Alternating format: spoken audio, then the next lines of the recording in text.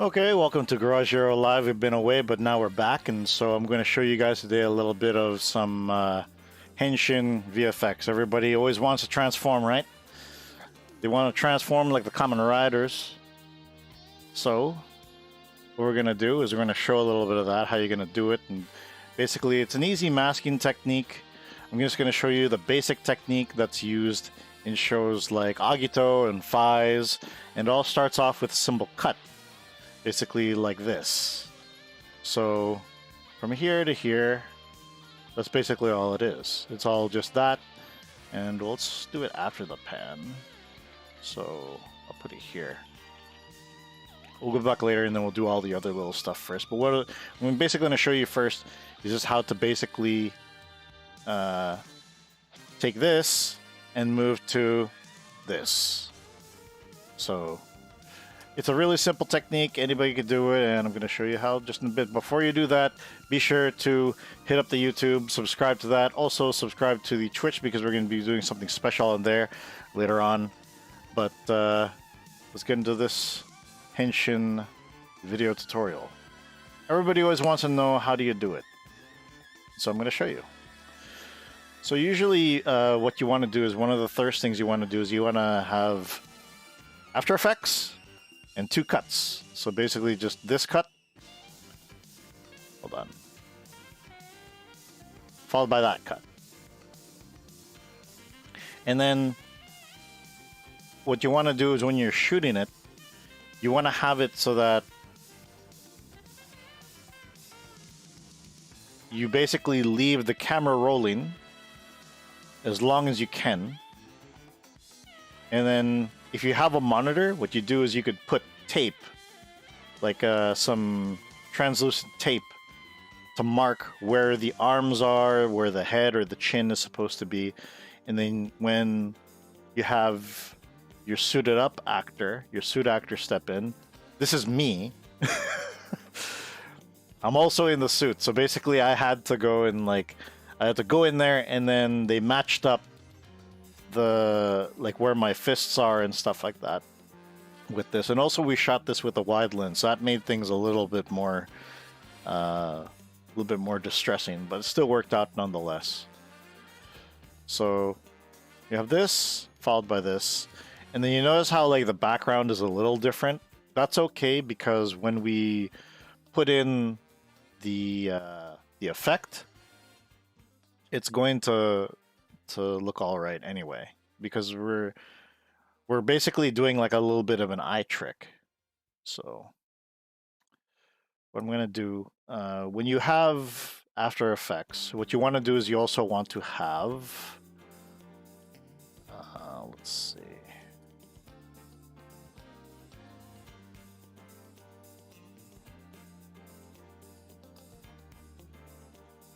so I have a new solid, or I'll get a solid that I already have.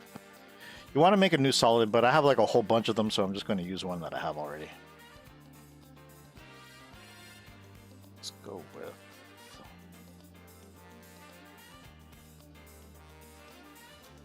oh boy.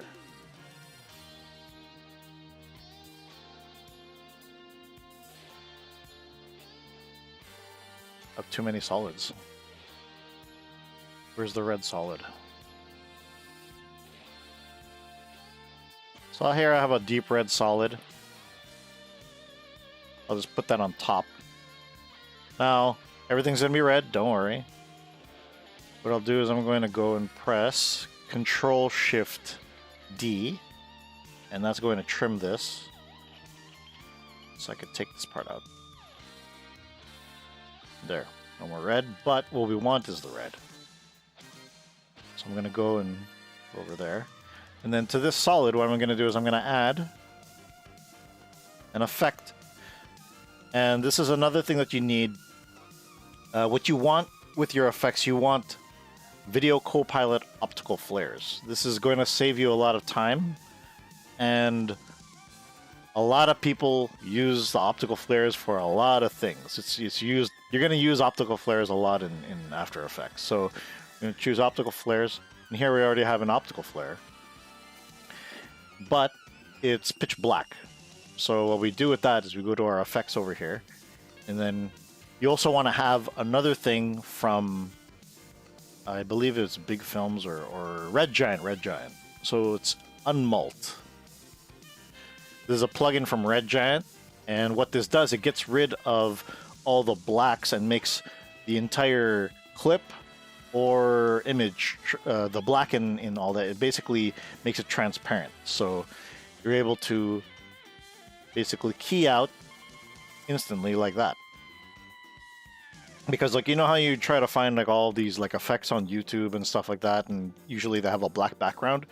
Unmult will get rid of the black background for you. So there's that. And then since the belt is basically the source of where the transformations of the flash is going to be, I'm going to put it right here near the belt. And then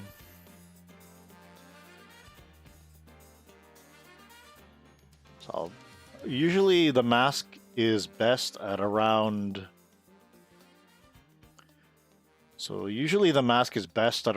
maybe 5 frames or so. So 1, 2, 3, 4, 5.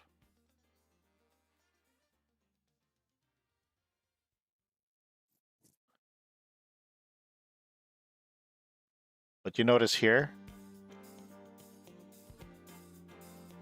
the placement is wrong, right? So the belt is over here in this frame. Sure, let's move that up a bit.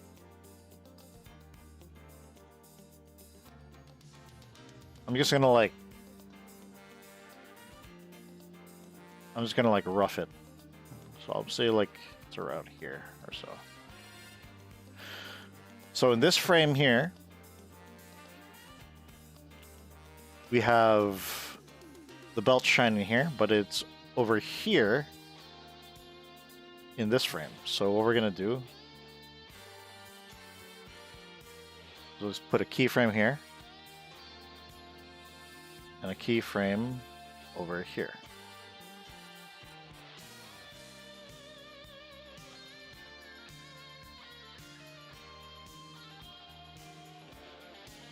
So keyframes are what help you out a lot, because you see now it's following. So the keyframes help you out a lot because like the keyframes are what able to do a lot of the work for you when you're doing effects. If you want an effect that's going to be here, but then by the next shot you want to be here, you basically just put one keyframe here, and then in the next shot where it's transformed, as you can see, it's going to be over here. So what the computer does, what After Effects does, is it takes the context of which those two cuts are at, and then it basically fills in the void for you so that it's like that. So because even if it was like a few frames more, I would just adjust it using the keyframes, and then I could put more keyframes. For example, if like my character went here and then the transformation was over here, but then it ended up here, I can tell After Effects to follow that just by frame. So that's one of the key things that you could do with it. The same thing with what we're doing here. What we want to do is we want to have the brightness. So I'll go back maybe 1, 2, 3, 4, 5 frames or so. And then probably here, I'm going to make the brightness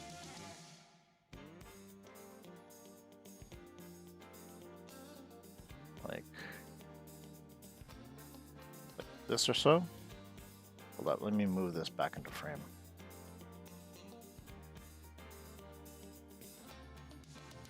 First, fit that, then I will go back to 100.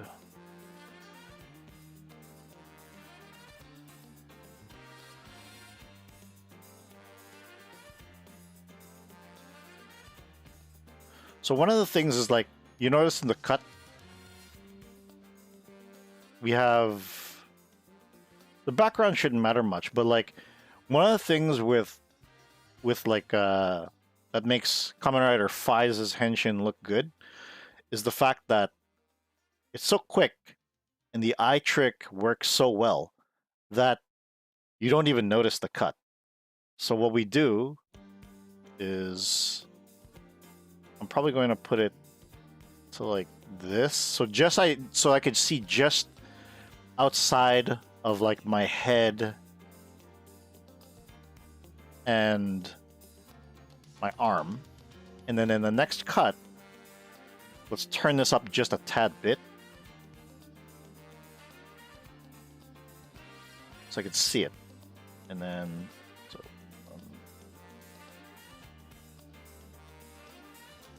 first 1, 2, 3, 4, 5. So I'll turn it down maybe to this over here.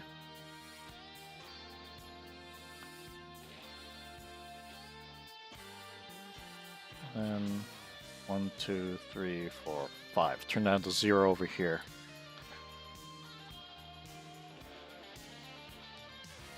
So let's see how that looks.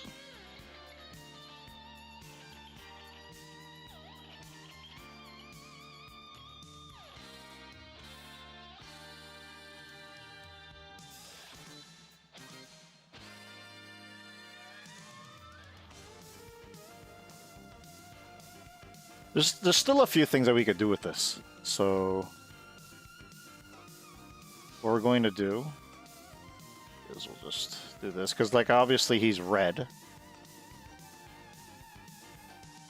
And I also got to tweet this out. Forgot about that.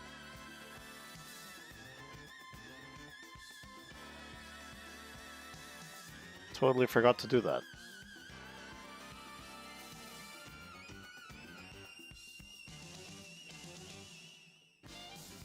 Does this even work? Here, let's see if that works too. At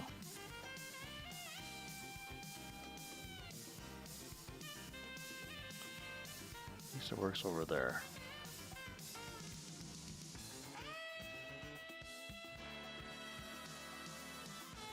Oh, got a picture, strike a.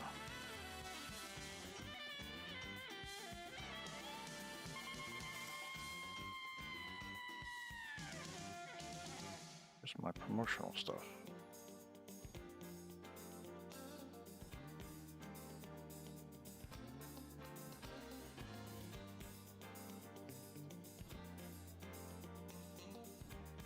Yeah.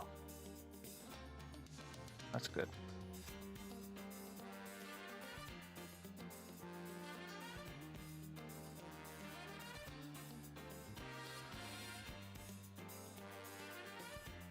Hopefully that catches up some traction.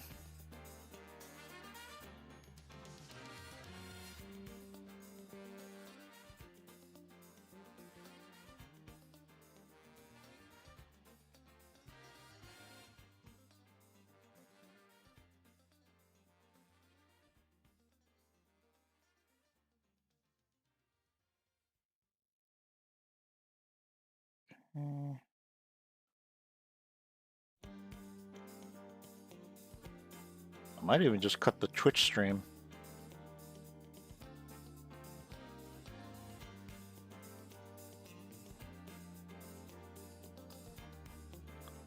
Let's do that. Let's cut the Twitch stream.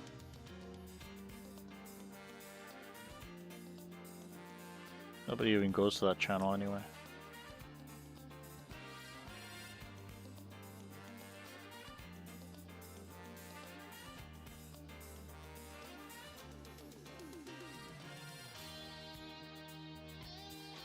Okay. So here we have our transition.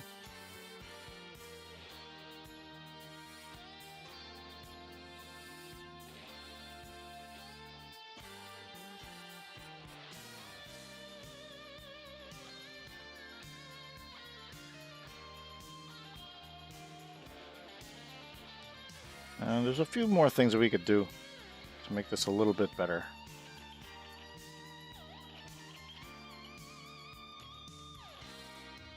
Maybe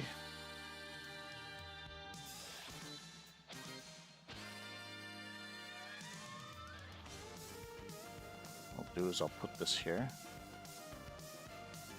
Oh wait. This, and then 1, 2, 3, 4, 5. This would be 100. 150 maybe? 200.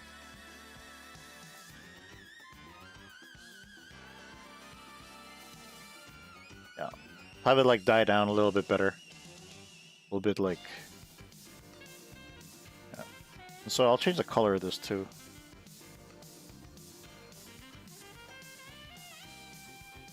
That's a little too much. So you notice here, it's a little too much, right? So what we could do is we duplicate this, and then we'll turn the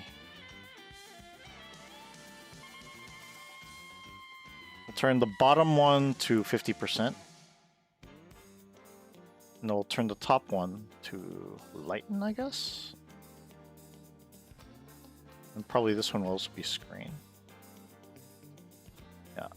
So we have like, we still have that kind of a glow, but it's not so in your face like before, where it was like this, you know?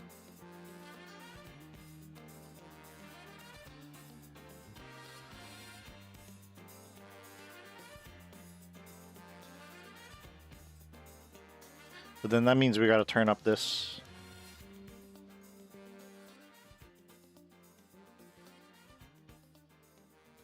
So I'll just get rid of this layer first. I'll get back to this one. And then...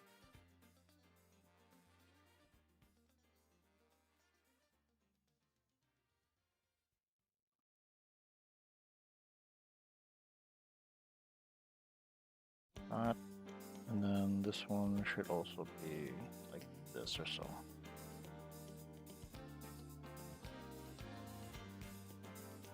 There.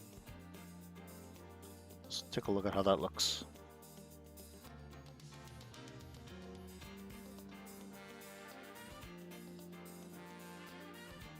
Let's have it linger a little longer.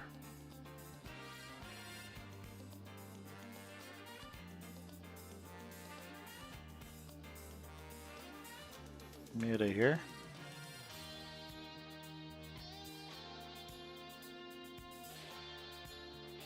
Yeah, something like that.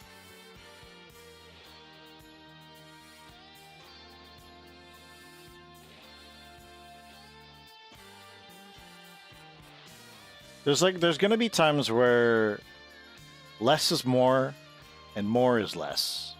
And you have to kind of like decide between the two which one you want to do for your cut. So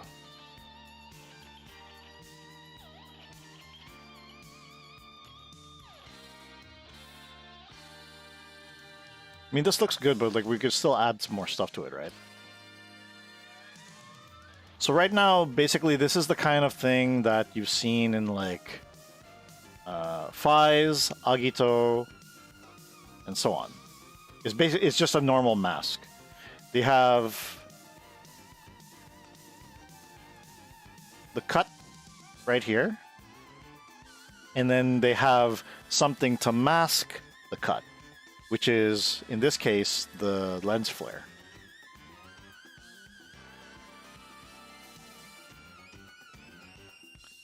So that it looks smooth.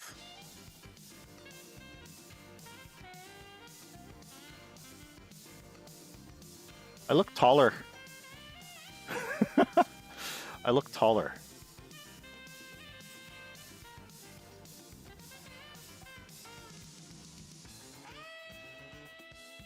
Yeah, that's how you do it. And so, let's add a few more things to this. Everybody likes Kabuto and Faiz, right? The majority of people do. So what we're going to do is we're going to add some nice lines. So I'll make a duplicate of this. And I am going to pre-compose it. Make a pre-composition. So put this red lines. I'll rename it red lines. Okay, so now I have my pre-comp, and this is going to be, so basically what I want to do now is I want the lines to shine. all of the red is going to shine. Kind of like how you see Fize's photon blood like shine whenever he transforms, or when Kabuto's eyes light up. That's what I'm going to do right now. Let me try to remember how to do it though. Totally forgot. Give me a second. So what did I do?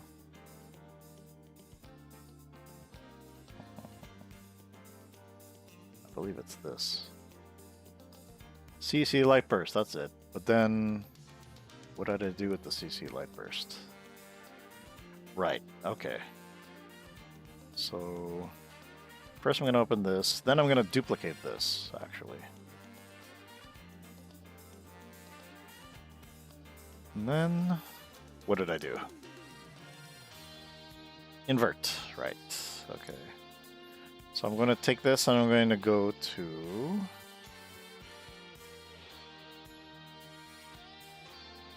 Which one was it? Okay, invert. So here, track matte. I'm going to go to alpha invert matte. And first I need to know what I'm selecting though. And this is going to have key light. That's right. I'm going to select key light. So I'm going to add. So in this top layer here, I'm going to add key light 1.2 right here, like so. And as you can see, I don't need those brown things there. So what I'm going to do, first need to see.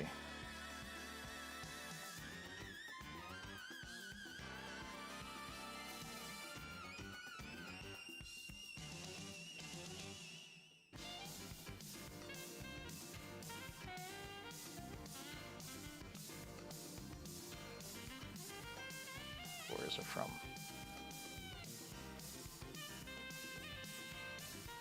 Can't even remember where the frame is. I need to go back.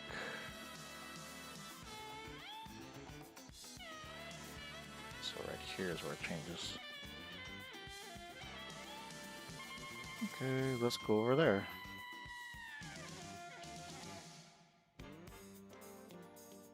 Go with both.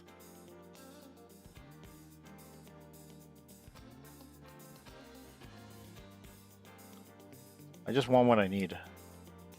I don't want to get everything.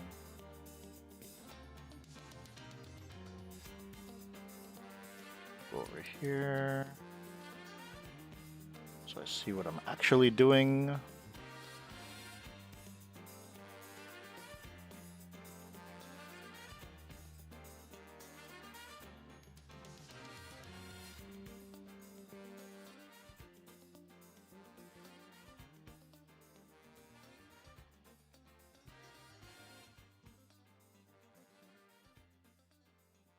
So as you can see, I have like a bunch of these brown lines. I don't want that. So what I'm going to do is on this one, I'm going to take this pen tool here.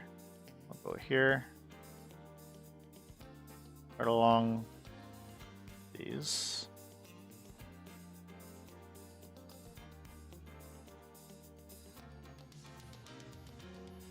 I will subtract.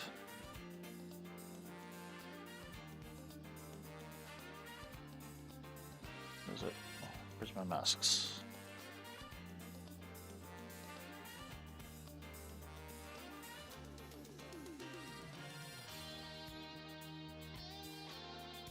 Do I add that to the bottom part then, or what? I think I'll add it to the bottom part. Hold on.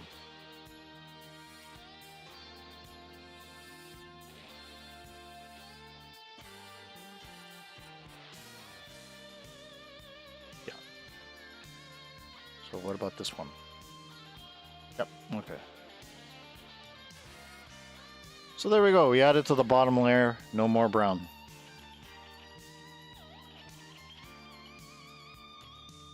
So now I got these red lines, and it's looking really cool.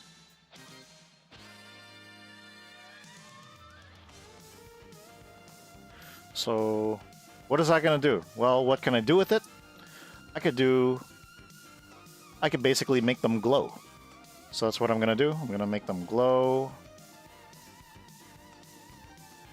And I'm going to add this thing called CC Light Burst. What CC Light Burst is going to do is going to make them glow. So, you know what? I'm just going to take the easy way out. I'm going to look for it. I'm just going to search for it. Here, CC Light Burst. 2.5.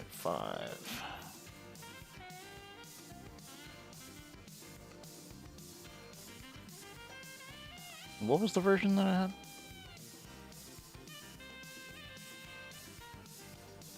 And also, since it's you don't really see anything right now, so I want to do is make it like lighten or screen.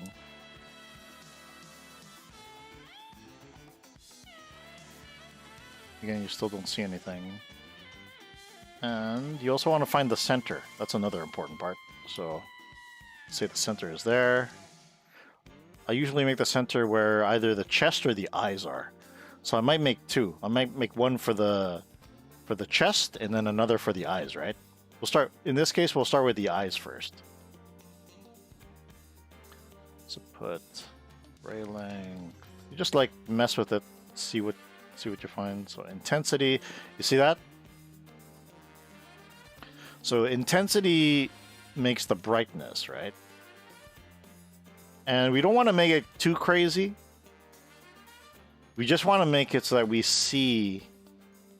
First, let's get rid of this. Let's put this on for now. So I want to make his eyes light up first. So I'll make one layer for the eyes. Oops, hold on, wrong one. So I'll make one layer for the eyes, and then another layer for like the chest and everything else, and like maybe for like the fists, because as you can see, his hand is like super big, right? So first we'll make one for the eyes, and then we'll make another.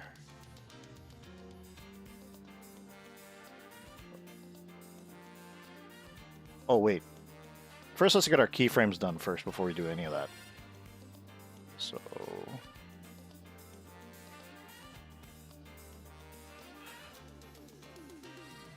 after Strega dusts his shoulder, that's when like the thing's gonna die down. So I will probably put. I'm just gonna go directly to the layer, and I'm going to fix the opacity from 100 right now. I'll set it to that. And then up to the frame where Strega... Yeah. Dusts his shoulder off. I'll put it to 0. Right there. So we have that.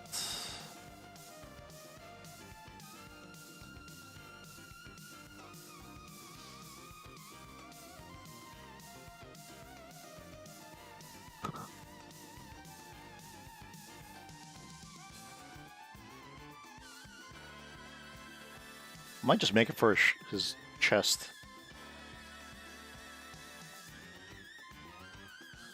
And then like mess with keyframes for like the center and stuff like that, so.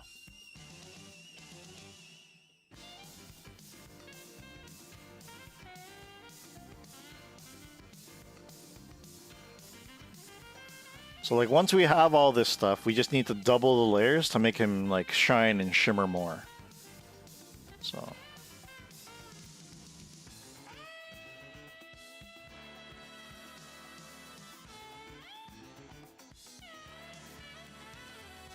So after that, there's that. And then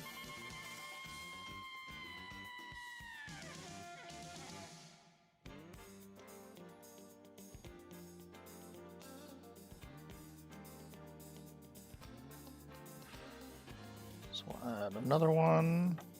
This time, this will be the chest, or this will be Red Line's. Let's rename this one. Red Line's eyes. Oops. No, don't do that. I'm all over the place now. Rename. Red Line's eyes. This will be Red Line's chest.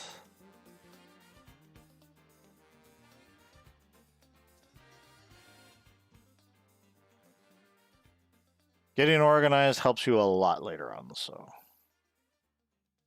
Then I will center this here.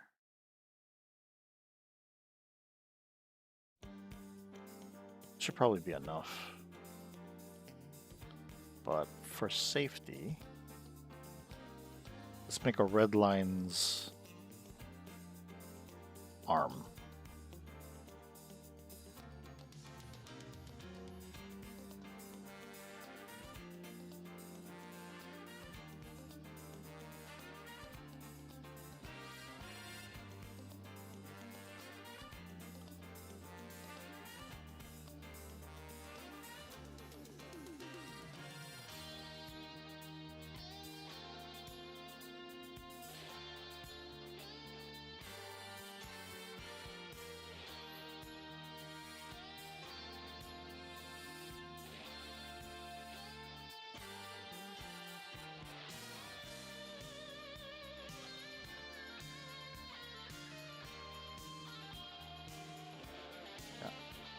That looks good. And then I think I may need to turn up the intensity on these though, since they're kind of darker than the eyes. So.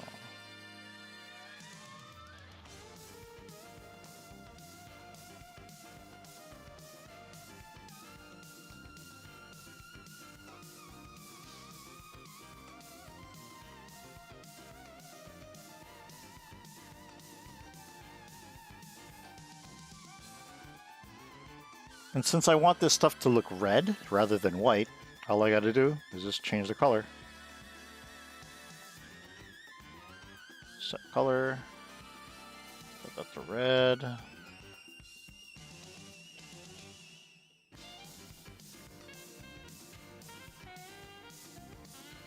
That doesn't look too red. So,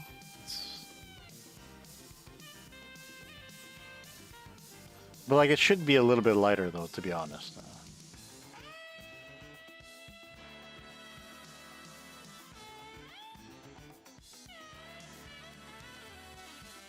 I'll add more. Let's try this first. Yeah, that doesn't work out.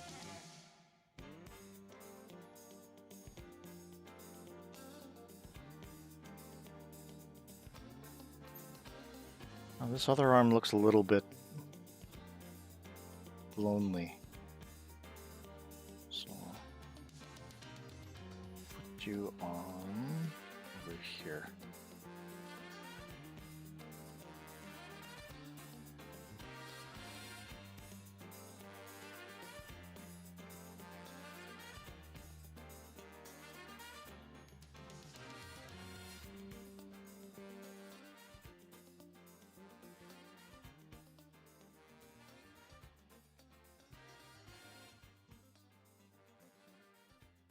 See how this looks so far. Oh yeah. Forgot to add all this.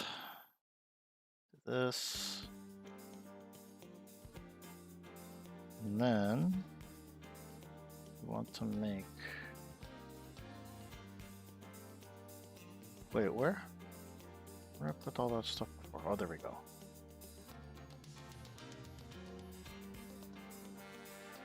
Add that to all that. Try rendering that and see how it looks.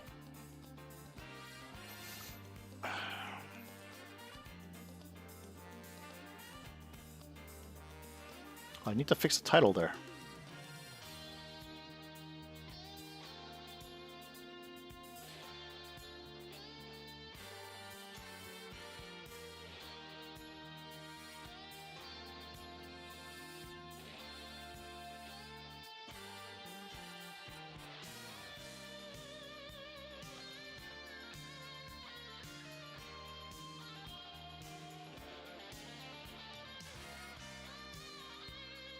Shouldn't have done that.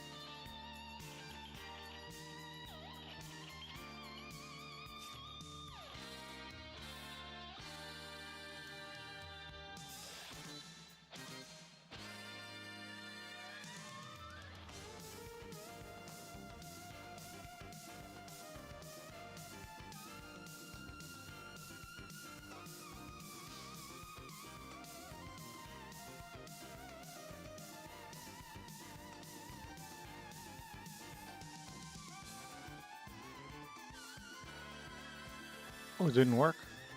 Jeez.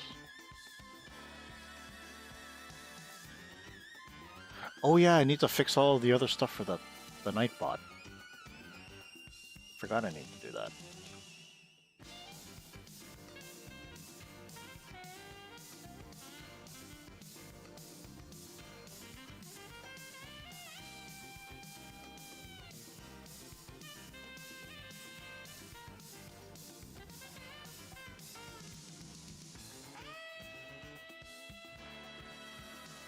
Thumbnail? We need a thumbnail.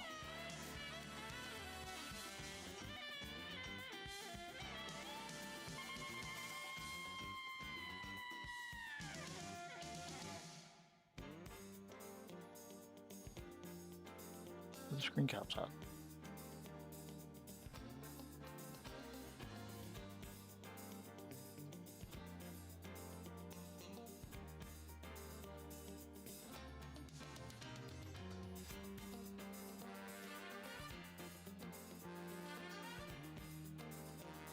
That's a good thumbnail.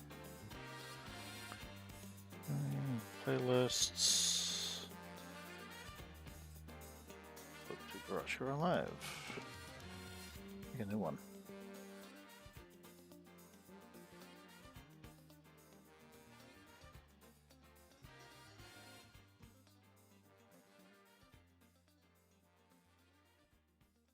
I need to get this overlay fixed up too.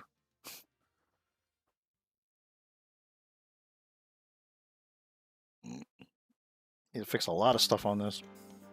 Just reboot the channel.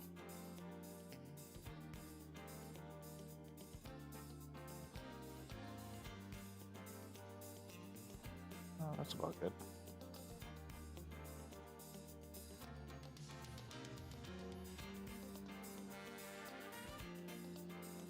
This looks really Fize-ish right now.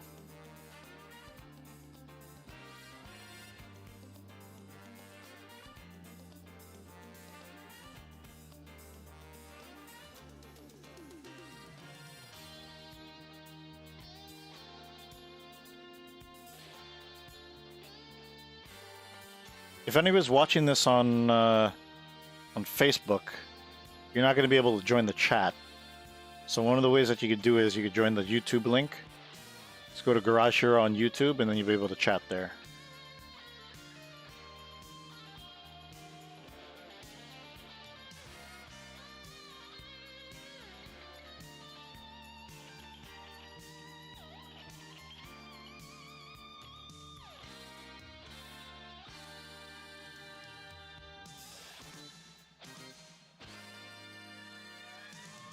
Yeah, but rendering is gonna take like the bulk of like what you're doing with this stuff, so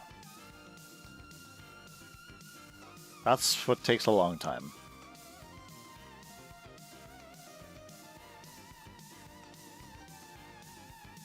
But I mean, like if you guys are able to kind of learn something from this, then it makes it worthwhile, right?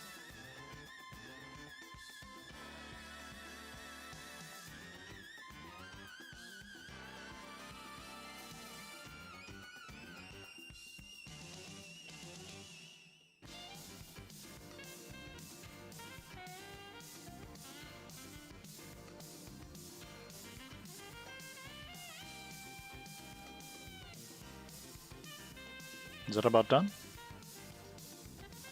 Yeah, that's done.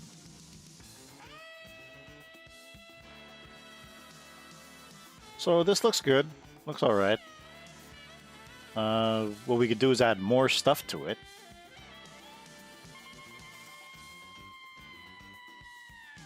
But this is pretty much, yeah, the gist of like, you know, how you do it. Might just make lines a little bit more red.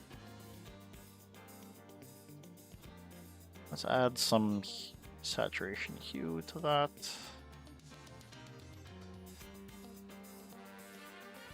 So the eyes, the color correction, hue saturation, colorize. And then we're going to turn up the saturation like crazy.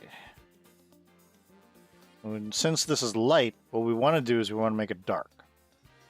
So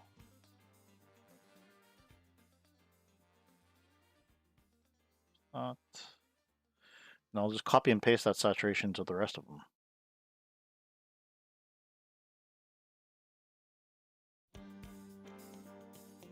Yeah, like so.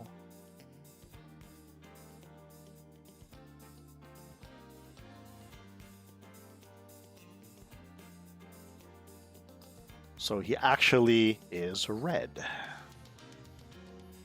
And then if we want to make it lighter, but we still want to leave it red, what we do is we copy and paste all this stuff. And then we're going to make these add.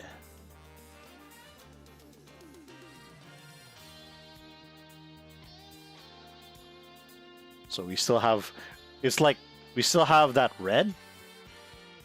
Now he's looking like Geets. But like, that's cool though. That's fine, that's fine. Like, but like, you know what I mean? I'm like, that's just basically how you work with like the layers to make it look like how you want to look, so.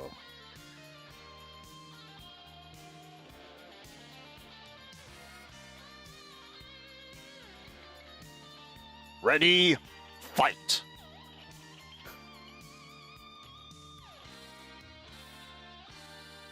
So in all, you're probably gonna have like what, like 8 layers. First, you make the first 4, and then after that, you just copy and paste that. Like once you have all of your presets done for the first ones that are set to lighten, you just copy and paste them, and then you switch it to add so that you could have this. Striga's so badass, man. He's so cool looking.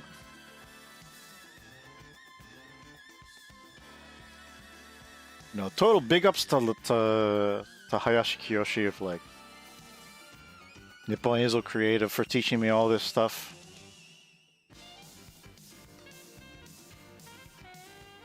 I wouldn't have been able to do it without him.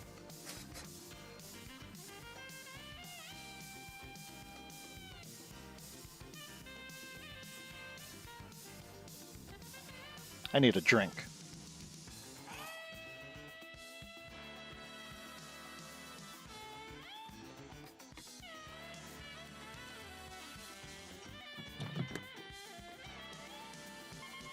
God, I'm like old cat. I just spilt my drink all over me.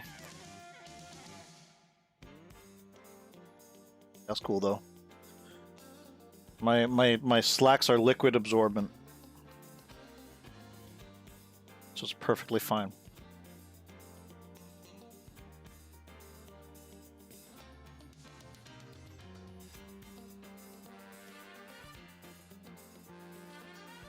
I wonder if my other stuff works. Does Strega work?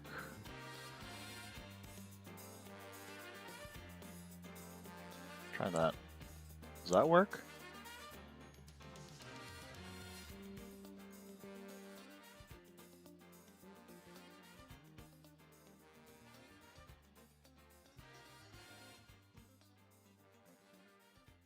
Maybe not. Okay. I think I need to like retune everything for YouTube, the Nightbot, because I forgot like I switched we rebooted the channels, so I think I need to like retune that.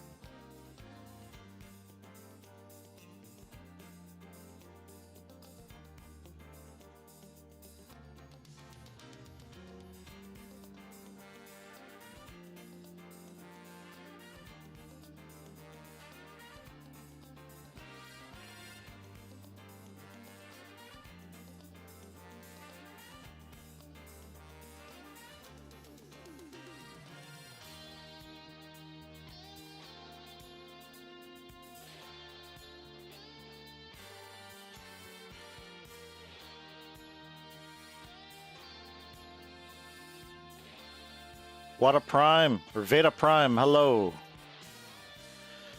Yeah, sorry, like I'm not able to like check everything on the Facebook streams, but like, we ever release Gun Caliber online outside of YouTube, i.e. torrent? What the fuck? Why the fuck would I release it on torrent? Man, get that ass banned. Get the fuck out of here.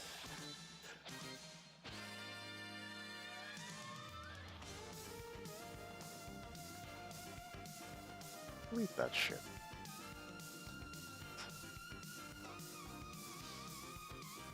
Ban your stupid ass.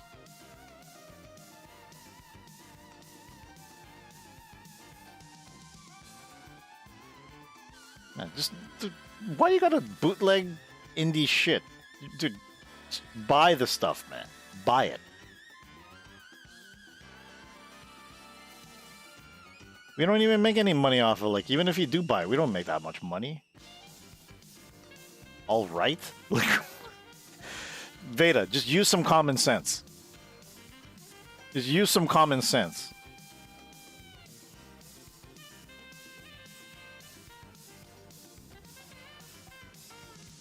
You're looking for the Stregatorrents too, aren't you?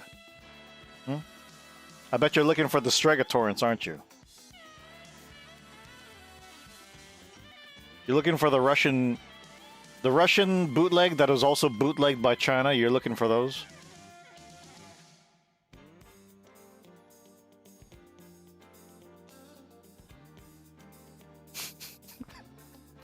When are you gonna release Gun Caliber, i.e. torrent? Like, what kind of question is that? Vedaprom, how old are you? How old are you?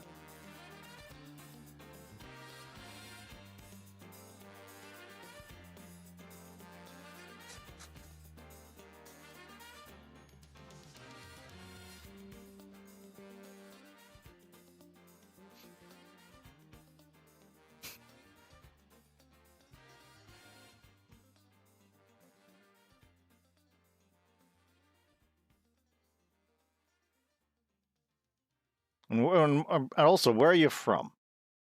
Are you one of those Chinese bootleggers? You're one of the Chinese bootleggers that bootlegs off of the Russian bootlegs?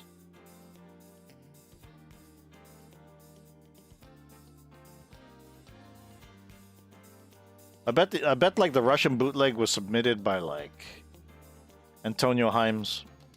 I bet he's the guy who leaked it, because he leaked it to those two freaking stoneheads. Those two stoners. One of them looks like he has cancer.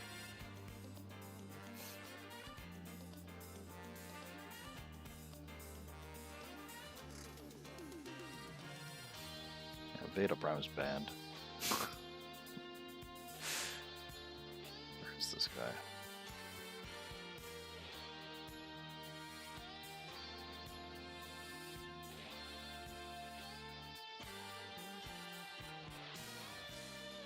Done rendering or what?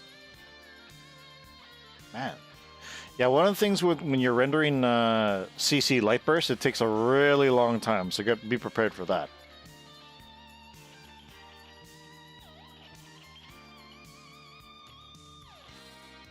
Like, it eats up a lot of resources in your computer.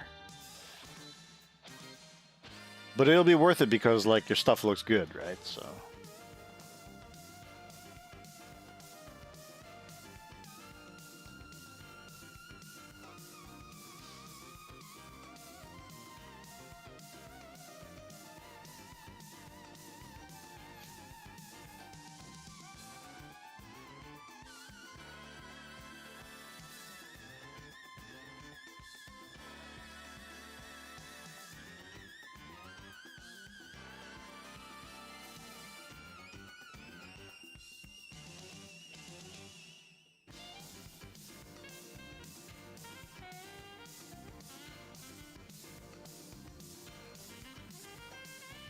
Where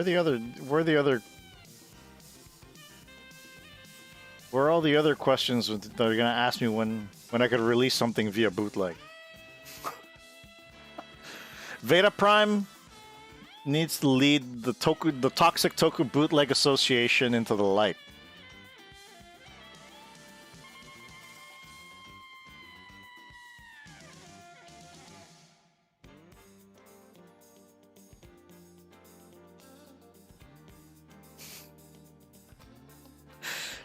When are you gonna release it via torrent? The hell kind of question is that?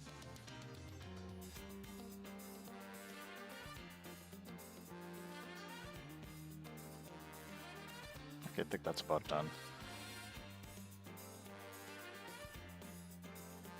Veda Prime, you need to watch more of this.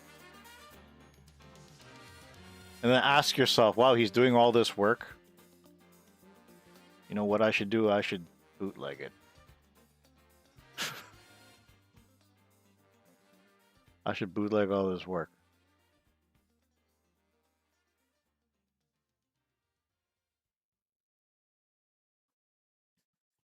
So that's how it looks. Basically, you have like the mask and then a little bit of this kind of shine, right? To show kind of like the energy glow.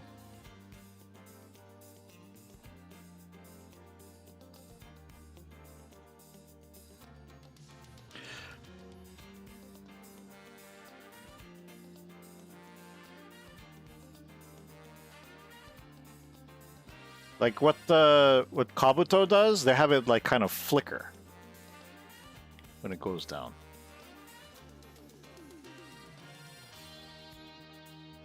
So I'm not gonna bother doing that today. I'll do it probably next time when I do another stream showing you how to do this stuff.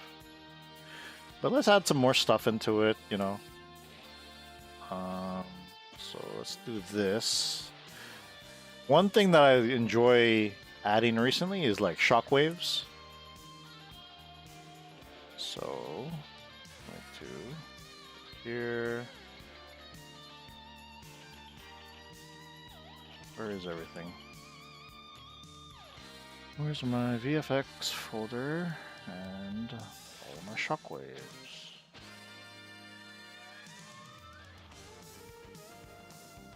There you go. Shockwave 1, this will work.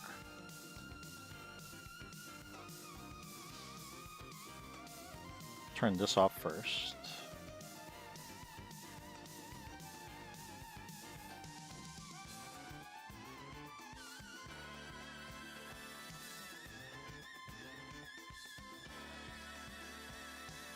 I'll move this over just a bit. And then since it's black, what do? That's right. Unmult. Null unmult.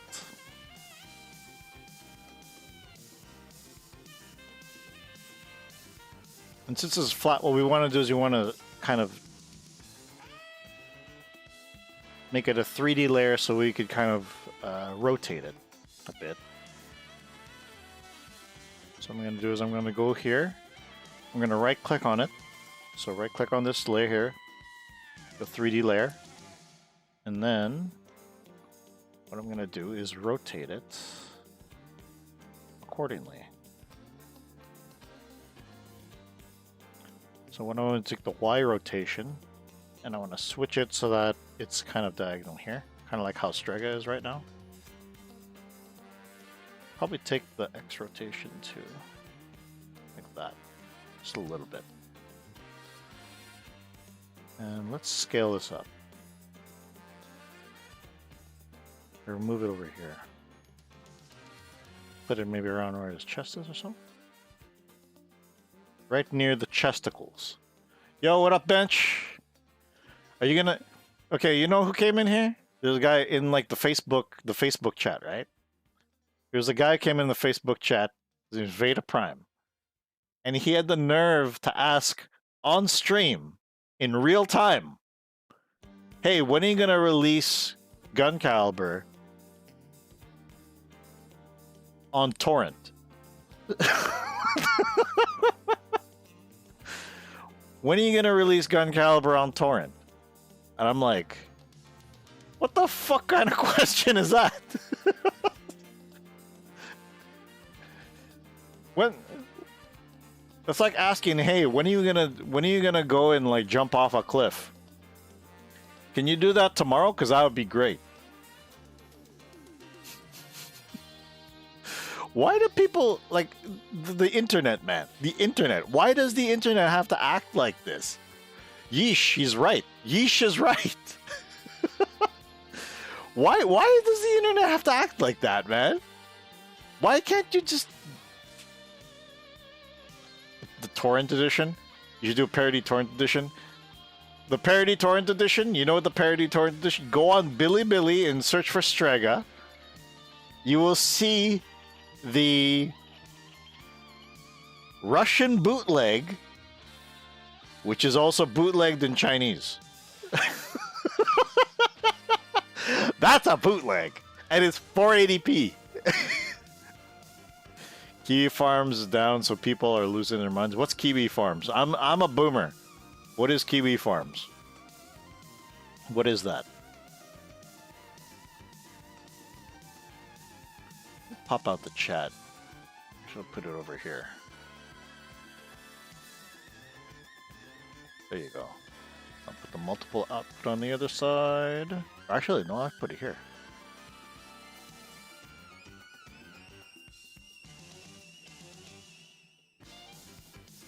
There you go. Now put the restreams on. So customizable. I love it. It's a message form devoted to internet lolcows. Like, so what is it like? It's kind of like a 2chan kind of thing, except with like Chris Chan and other weirdos. Who the fuck is Chris Chan? You're throwing out all these names. I don't even know who the fuck anyone is, man. That's when I know I'm too old. I now am too old for this shit. I'm fucking 40, man. Like, this is all these people are just. You're throwing out Chris Chan and then like Kiwi Farms and then like Veda Prime is talking about like when will you release the official torrents of Gun Caliber? Like everything's an oxymoron. Chris Chan is the most documented internet freak in history. Okay, let's look this up. This is rendering. It's gonna take a while, so I might as well just check this out.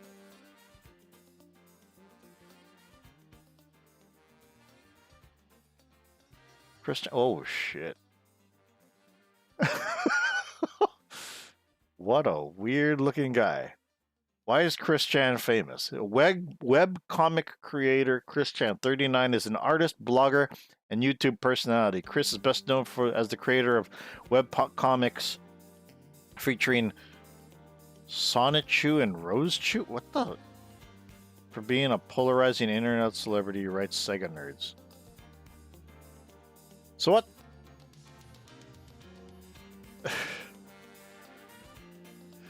So is this kind of like does Chris Chan make like the fucking like the Laura Sue Chronicles? Is he makes like, you know, the web comics that look like a fucking NFT?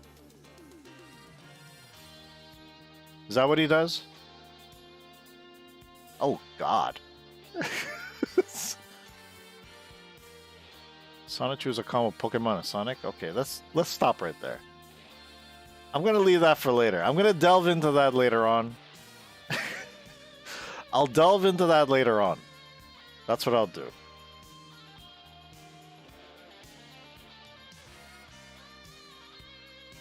What a weird... The internet's so weird, man.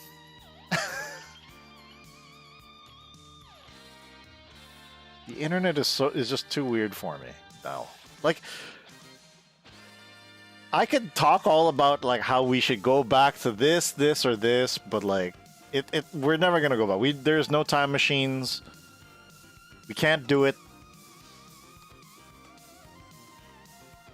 We can't go back in time. We cannot fix stuff. We cannot cover our mistakes. None of that. We can't do it no more.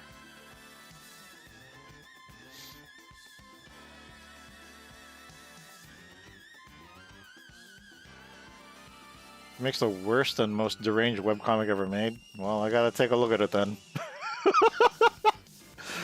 Word of warning, that rabbit hole is bottomless and addictive. Let's see. It might make for a good stream. If anything.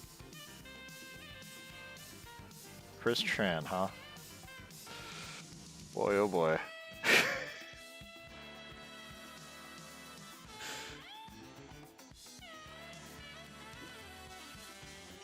Okay.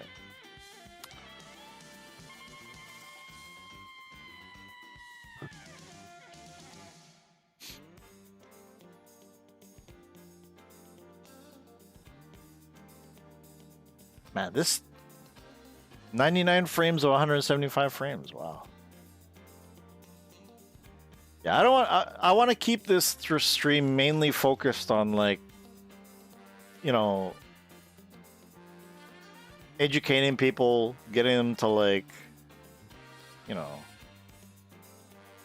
actually learn something of, like, how to, like, do this stuff, because there's nobody doing it, man. Who live streams Tokusatsu? Achilles? He doesn't even teach you anything.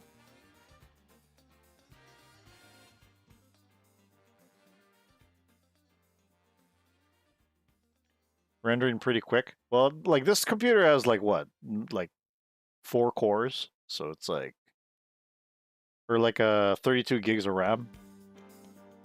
Sped it up. But there's other computers out there that are way quicker, dude. Like, I'm working off of, like, this computer that I'm using right now. This is a computer from 2016. So there's gonna come a time where I need to buy a new one, but, like, until then, I think, like, pretty soon I'm probably gonna need to buy a new computer for editing video. And then, like, what I might do is make this computer, this current computer, I might make it like my gaming streaming computer, but I'll still have it as a backup for, like, video editing, because, like, just to have, like, more ways to kind of be able to put out content, and whether it be, like, videos or whatever. So I'm on a 9-year-old Mac, so this is warp speed of my standards. Yeah, I mean, like, if it ain't broke, don't fix it, right?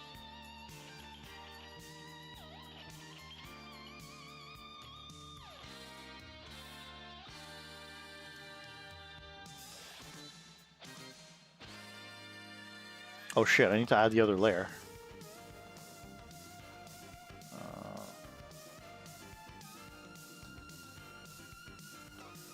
God, now I gotta render it all over again.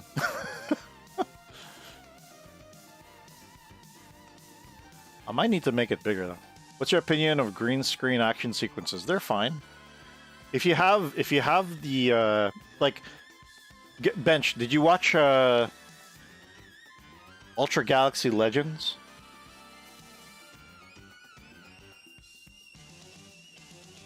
The Koichi Sakamoto Ultraman movie from a while back. I think it was, like, what, 2012 or so?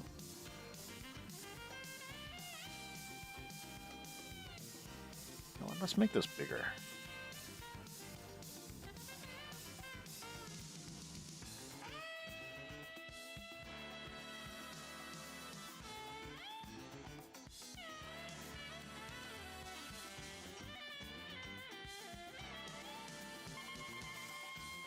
I don't know if you've watched Koichi Sakamoto's Ultra Galaxy Legends. That's fully filmed on green screen.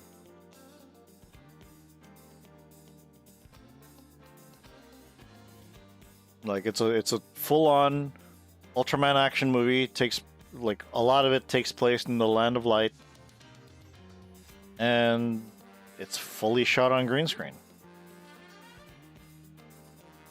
and it looks magnificent. Watched Garo, that was pretty badass.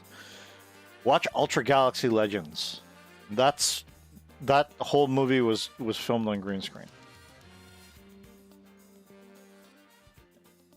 And it gives you a good idea of, and that was that was like way back. That was like 2012 or so, like way back in, like, 2010s.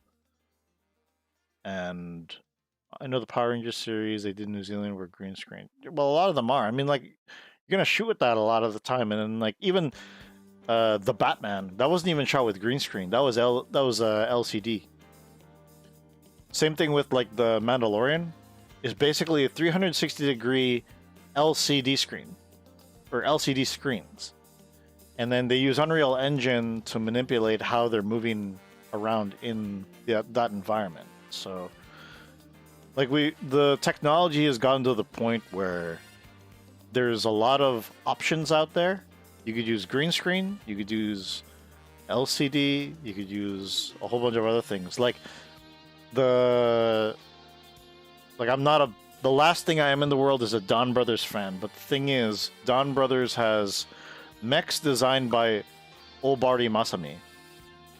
And the way they shoot some of the fights is done through like a LCD screen, right?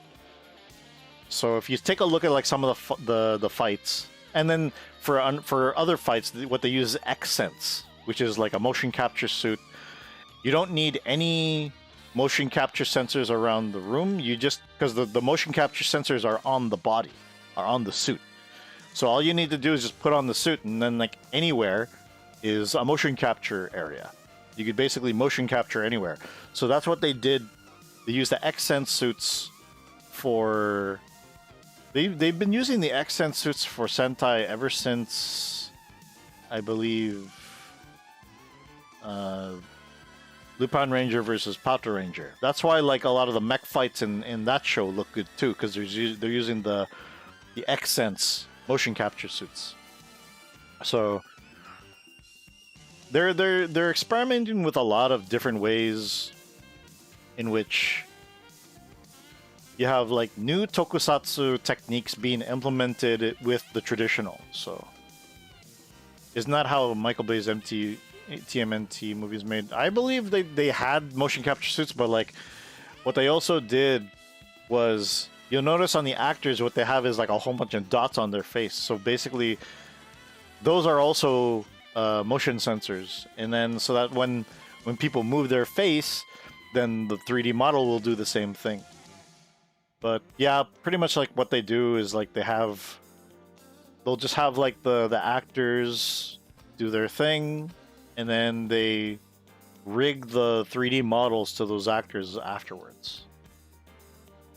And then they just import the model and go with the camera.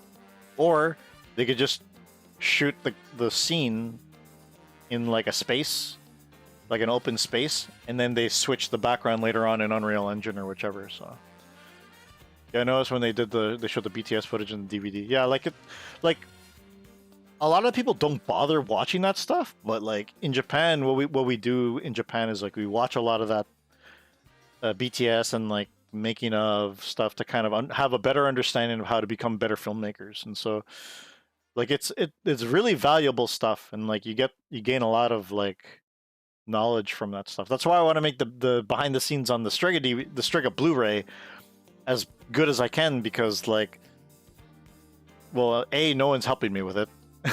And then B, I want it to kind of be worth people's while. I want people to like kind of make the purchase and be all like, damn, this is a good making of. I learned a lot from it. Like, so that basically they're paying for film school on a disc. That's what I want people to kind of feel when they buy the Strega Blu-ray.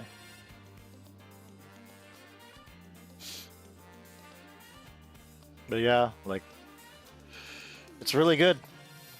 It's really good, and people need to like kind of watch the making ofs more so they understand how much work a lot of these movies are, you know?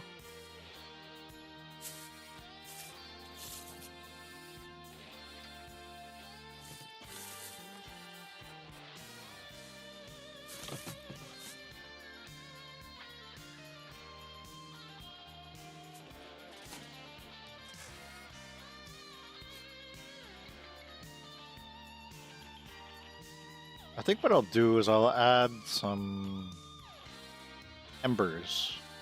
We bring back tutorials for helmets and costumes. Those are going to be re-uploaded in due time. They're going to be re-uploaded in due time. Because, again, nobody else is doing them, right? Like, everybody wants to have a helmet that is not foam. They want a helmet that's not foam because it looks better and it's more sturdy. Because if you don't have that, then you're gonna end up with like a tutorial from Dustin, and then it's basically going to just be a foam helmet, which is fine. It's perfectly fine, but like some people want like a fiberglass helmet. Like some people want fiberglass. They want like a sturdy fiberglass helmet, like what you see right here. You know, they want a helmet that looks like that.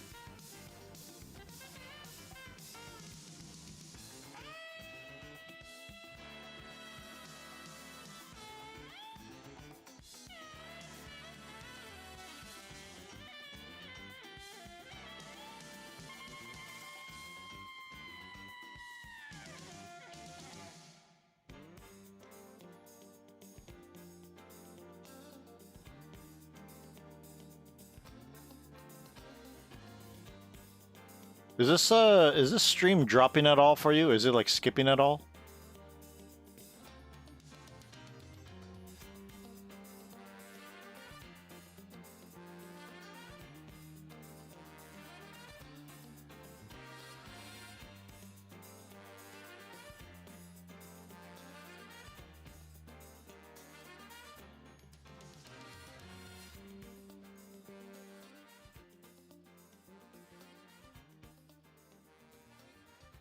S mask? Oh.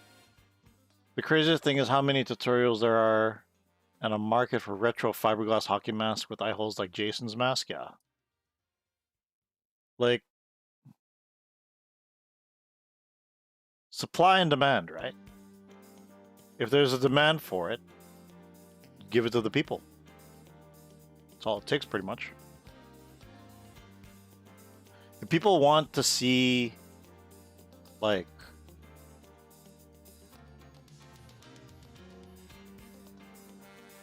tutorials on how to make stuff, then we'll make them. Upload them, but it skipped a couple times with nothing of consequence. Okay, yeah, because like, I think because I'm rendering, like it's eating up a lot of like the CPU, so there might be times where like it skips.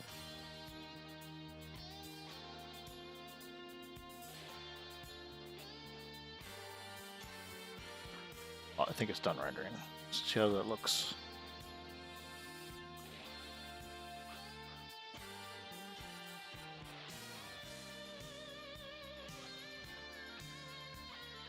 Looks alright.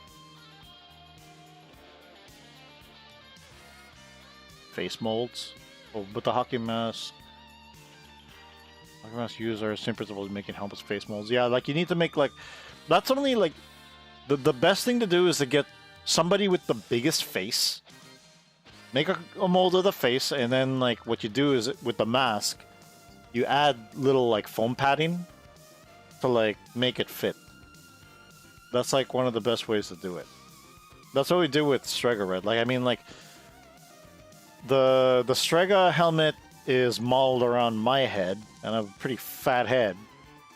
But the Versago helmet also comes from Strega, the same mold as Strega. So that would be too big for a female. So what Komatsu did, he cut it up a bit so that we're able to like kind of like make it fit the female actress, and then it was still a little loose, so we put like some foam padding inside. You're able to do that without losing any natural light. What, like, you mean this cut? Are you talking about this cut?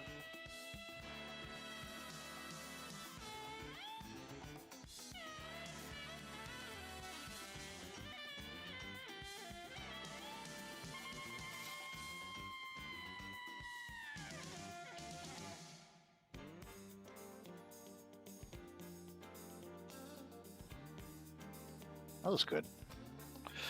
So how about I'll add some. This cut, yeah, there's natural light.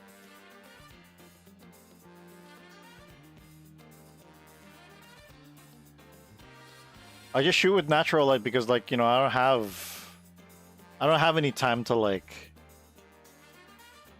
get like extra lighting or anything like that. We just set the ISO, set the F set, and then just go at it. Because like when you're making indie stuff, you don't have the time for any of that other stuff, right?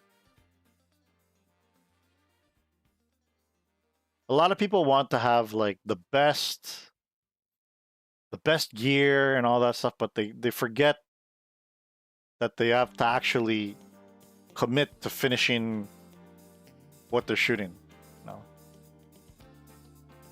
I went on like one kung fu shoot, and then like there was like this sound guy, and then even though I said we don't need the sound during the action scenes, he still came in and he wanted like because it was like indoors and it was super hot. He wanted to turn off the air conditioning for the action scene. And I was like, if you turn off the air conditioning during this action scene, the actors are going to get tired. And we're going to be here longer because we need to take breaks. So you're able to get in and out of costume fast enough and not to lose light or have the sun move far. That's impressive. Like when you're first putting on the suit, it took, like when we first put on the suit, we didn't know what we were doing. Everybody didn't know what parts go where with the suit. So that took like half an hour. But then as we went on and we got used to like equipping the suit more, we're able to equip the suit in like 5 or 10 minutes. So that's just it. Getting the movie done is more important than anything else. Exactly. But like some people don't get it, right? Like they don't know which corners you can cut when you're shooting. With Tokusatsu, you have to do that because you have a limited budget. You can't just like shoot something. Like everybody always says like, yeah, I'm going to make something that's going to be so epic. It's going to be like grandiose, so epic. It's going to look so badass. And then what do? They end up with shit. Because they don't know what they're doing. They didn't bother making something small first and then continue to like level up and like learn from their mistakes of messing up with the small shit so that they can actually grow. You know, they don't bother to do that. But like with me, I just said like I know that like my first movie is going to be ass. So that's why I might as well get it out there first and let people talk shit about it so I can improve on it. And then keep on doing that. And I'm going in there with the notion that I am going to like make this and I will fail at certain things. But let's try our best to try and not to kind of alleviate that and try to make, you know, the best thing that we can. So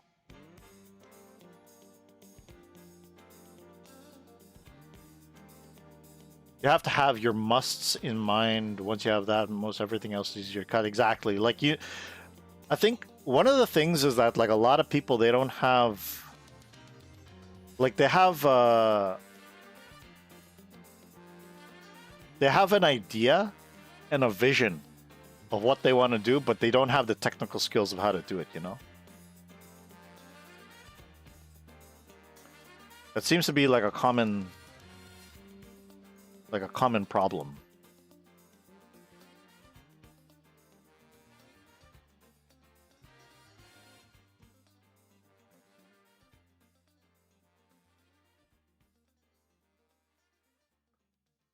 These sparks? Yeah, this is what I want. Recently I've been using this. This looks cool too.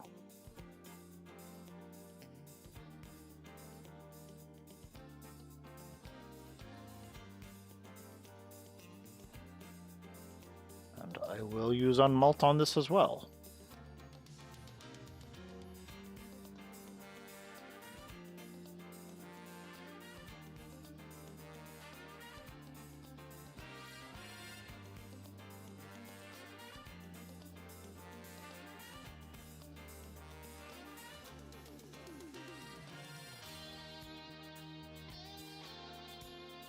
I'm linear as fuck, but I have my must for the project. What's the star of the genre movie? The genre itself, if you don't deliver on that, the script won't save it. Yeah. Again, like knowing what you want is like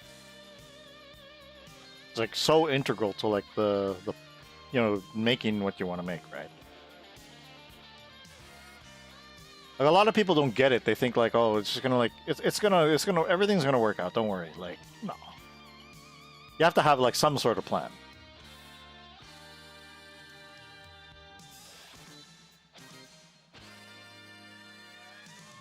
So if you're doing a kaiju movie, the monster is a star. Exactly, yeah. So you have to have their destruction scene shot and everything else can wait and is expendable. Well, like, the kaiju is the star, but like the thing is, the human element still needs to be there, you know?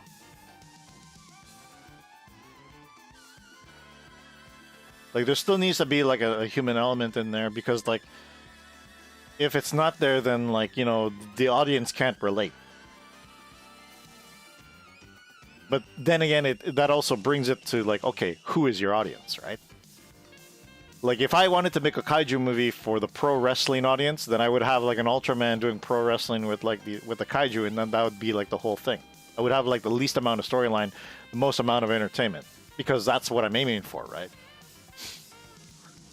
Absolutely. If you have a plan, things will work out because you know you can do what you can cut. Exactly, yeah. Your audience, knowing your audience is also key, I'd say.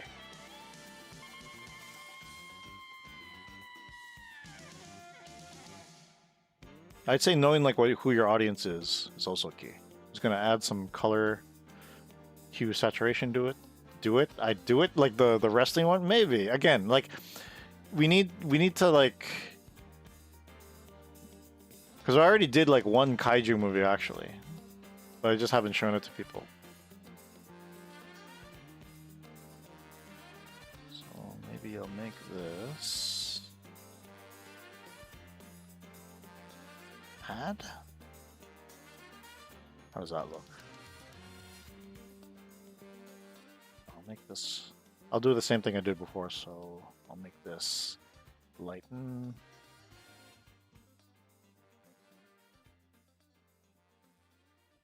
And then the bottom of it, make a copy.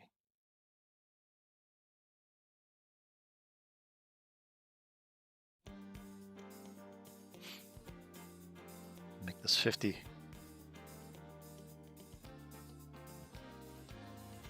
I'll make this screen actually. Make this top one screen. This one's 50.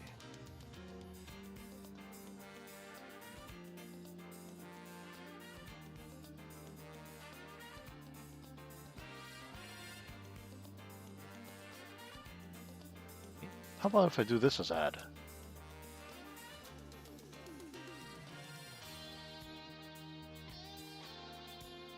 There you go. Let's see how that looks.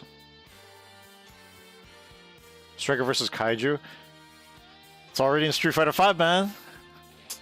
I'll show you sometime later on of the Striker versus Godzilla. Ever seen the Kaiju Big Battle? Crazy as fuck for fun. No, I haven't seen that. A wrestling promotion of people all wearing Kaiju costumes, fighting in a ring with cardboard buildings. That sounds cool. Sounds fun too. I may need to make this stuff bigger.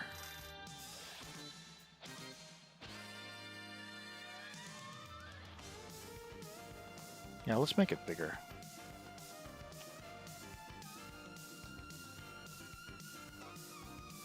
Let's make these sparks bigger.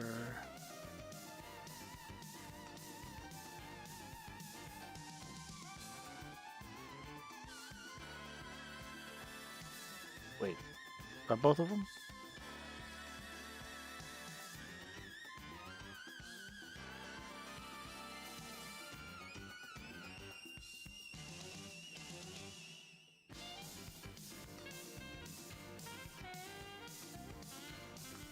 That has shown Cartoon Network for a while? Oh, wow.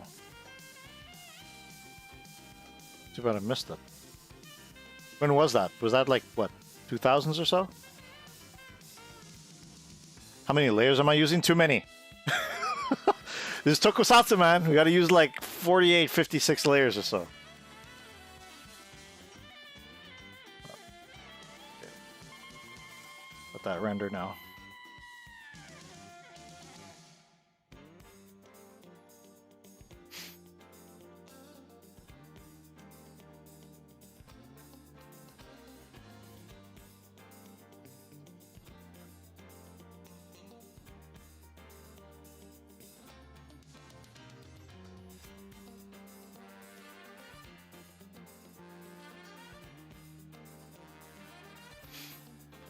Like I'm just recycling an old cut that I did, you know, revamping it.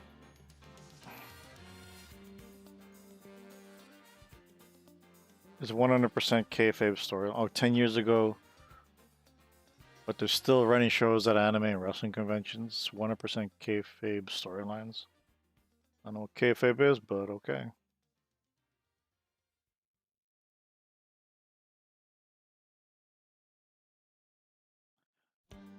But I mean, like, it's cool that like they still got like, if they're doing it 10 years ago and they're still doing it today, that's still cool. Man. That's just like the people who have that kind of passion are like, they're the real ones, you know.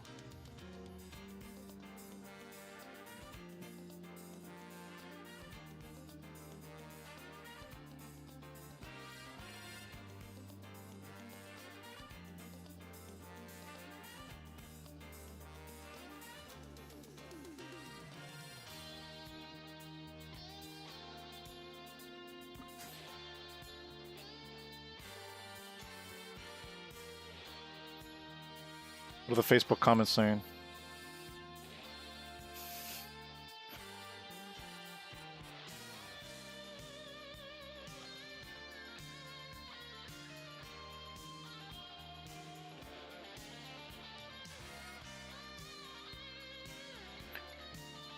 They've been doing since 1993. Oh shit.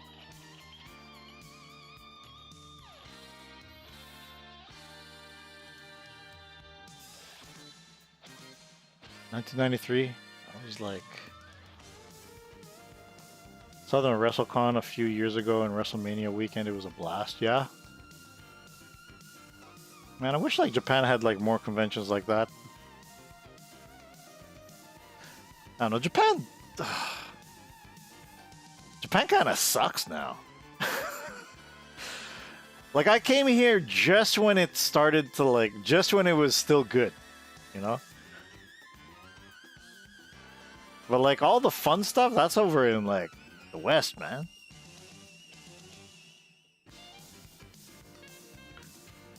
Yeah, the West gets all the fun stuff, man. I mean, like Japan still has some fun things going on, but you can come to Tokyo and it's like there's like no arcades. There's no arcades, and what can you do in Tokyo? I don't think there's that much that you could do in Tokyo.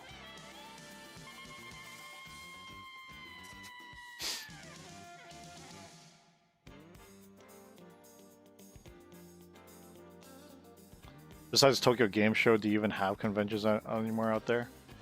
There's a few smaller ones. I'm actually going to like this one called Fetish Fest.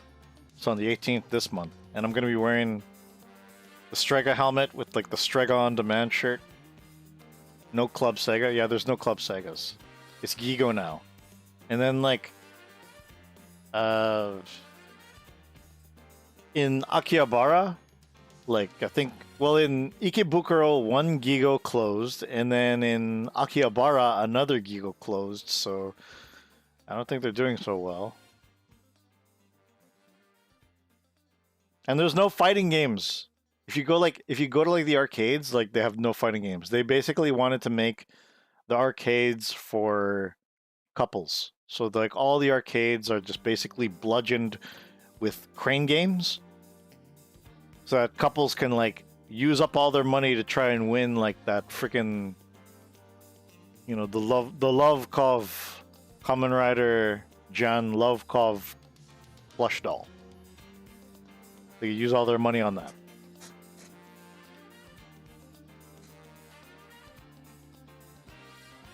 So it's a shame. It's a shame how like how, you know, arcades have gone now. But, you know, what can you do? C'est la vie. Not even Taiko Drum Master. Oh, they still have Taiko Drum Master. They'll usually have Taiko Drum Master near the doorway, actually. Because again, they want all the games that couples will play. DDR, they got DDR. No more fighting games though. They have like all the games that have couples play and not head to head. Those are like the games, like, so basically any game that is competitive except for Gundam and Tekken and Street Fighter V. Any game that is like competitive is gone. No fighting games. So it's like they want a game, it's like that'll like a couple will play. So like House of the Dead, Scarlet Dawn, Jurassic Park, but like Mario Kart gets a pass because Mario Kart is like the game to play. I used to play Mortal Kombat with my girlfriend when I was in junior high. Well, guess what? Those days are long gone. Those days are long gone, bench. Those are those days. Those are the good old days, and they don't exist anymore. But you can do it again, just because actually the way fighting games are now is that they're more accessible.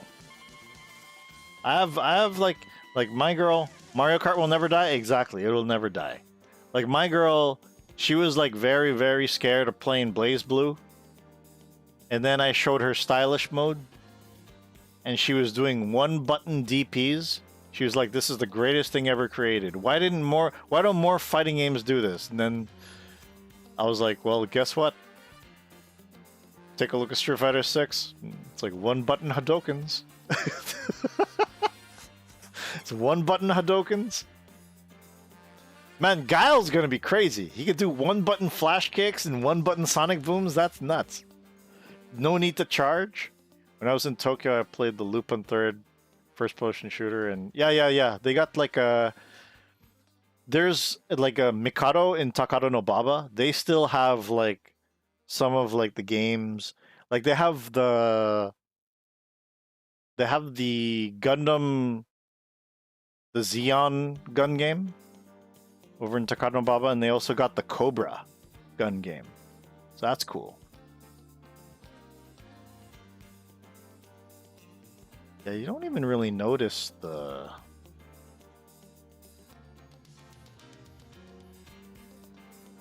Do I need to make it bigger or what? You know what I'll do? Let's make it like super big.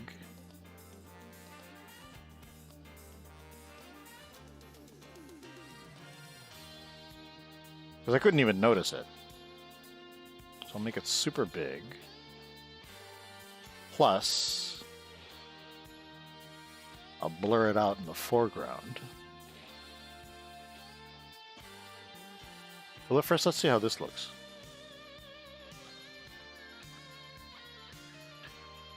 But yeah, arcades, man. They either don't exist or they suck. There's like very few arcades. Okay, when I went to Odaiba, when I went to Odaiba with my girl, Odaiba, they had like they had Tokyo Leisureland in Odaiba. It was basically a warehouse of arcade games. It was amazing, dude. That was Wonderland, man. They had every game. They had like this game where you could walk the dog. It was like a treadmill, and you could just walk the dog. It was great. They had that, and then they had like all the Street Fighters. There was like, what, Third Strike was there. It was back in like 2006. Odaiba was the place, man. God, I'm getting so teary-eyed remembering this stuff. Like talking about how the good old days were in Japan, and like I've been here for way too long. I've been here since 2006. That's a long ass time. It's 2022. Man, I'm old. I am old. You'd think with esports exploding that arcades have a huge comeback. Nope. They don't.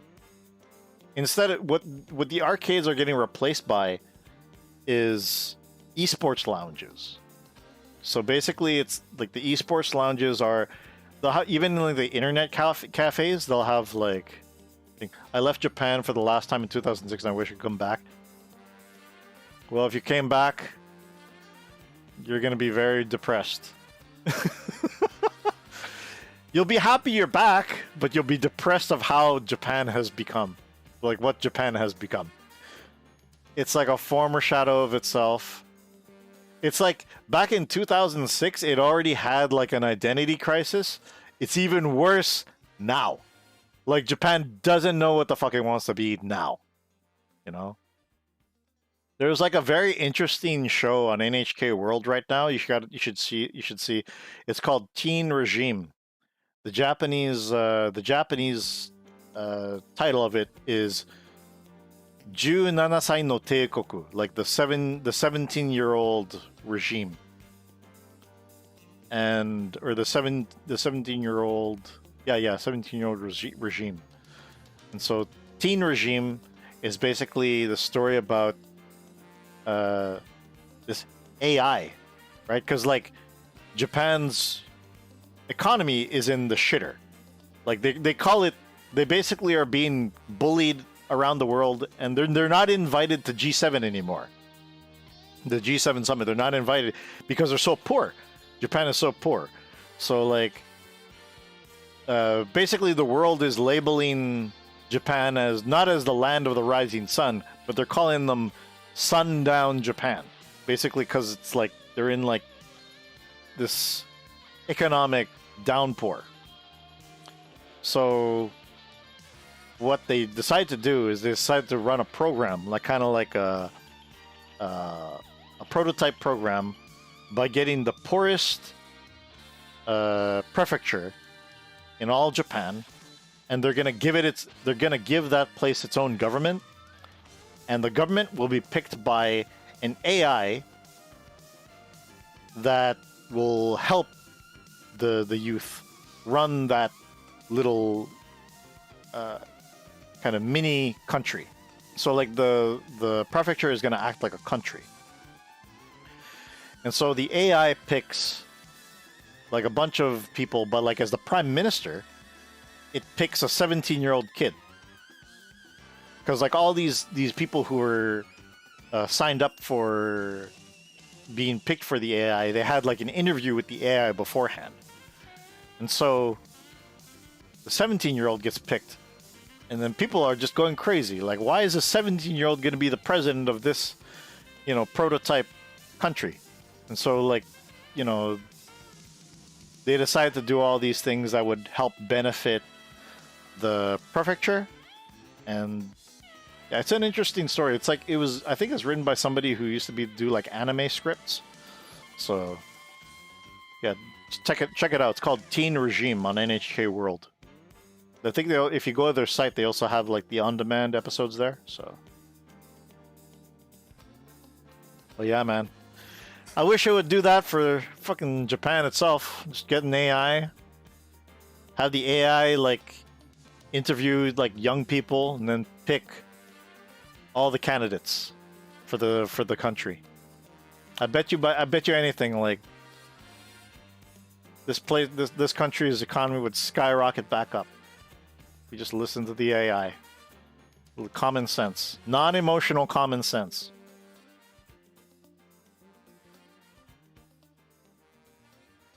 And I bet my rendering would take less time too.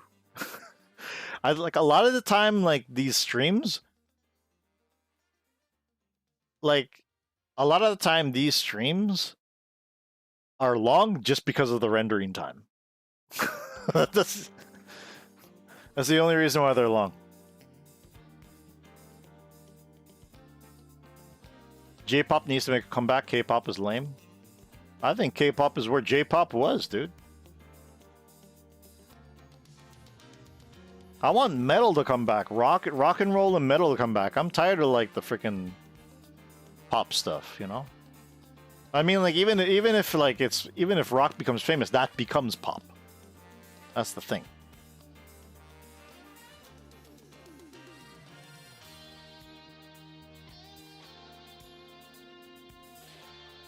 Like, I want like the metal to come back.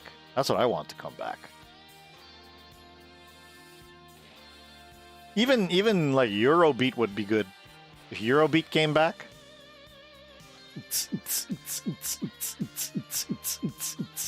Eurobeat.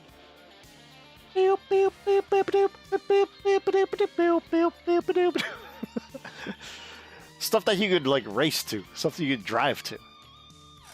You know, some initial D type stuff. That's what I want. EDM is boring as fuck thanks to Billie Eilish. Don't even mention that.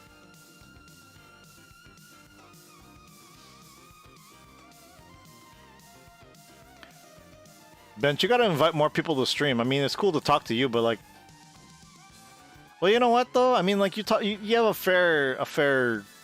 you have a good track record of like actually chatting it up though, so that's good. I think like the limit of having people in here to chat with is like 5. That's probably the limit.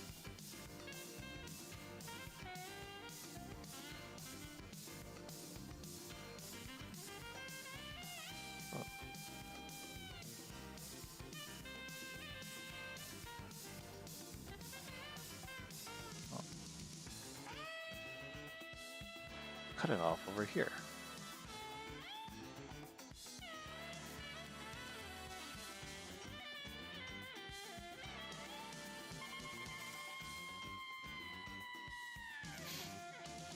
And then we'll render that one more time.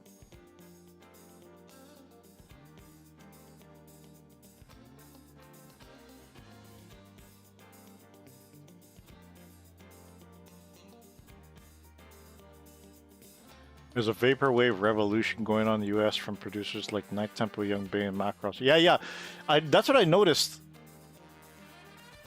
Like, I noticed that with lots of the vaporwave, like 24-hour vaporwaves things, you know, like I guess because like a lot of the grown-ups like ourselves that were used to those kind of hearing those kinds of things back in the day. It's like there's like a boom whenever that happens, you know. Like Transformers had that boom for a while too, right? Like back in the 90s, because everybody, like all the kids, so like all the kids who watched Transformers in their kids, but then they grew up and they're now working adults with disposable income, they want to buy those toys, right?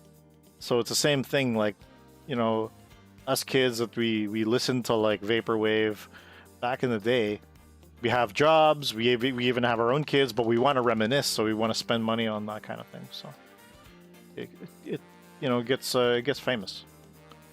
The craziest music found on YouTube is American city pop stands. So like city pop like for like Japan and Korea? Cuz like there's one city pop channel that I watch. It's like city funk and stuff like that, and then sometimes I listen to that and it's pretty good. I don't know about like the American stuff.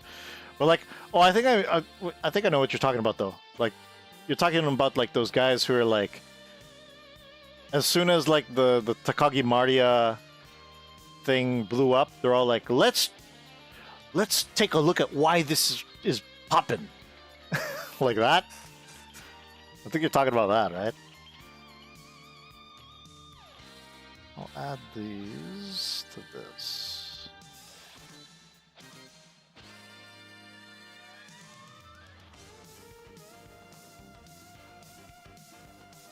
I forgot to add you too. Americans have embraced Japanese city pop. Yeah, I mean, like, it was a better time. It was a better time, that's for sure. So let's pre-render everything here. So now that we have all this stuff done, I might render it again though.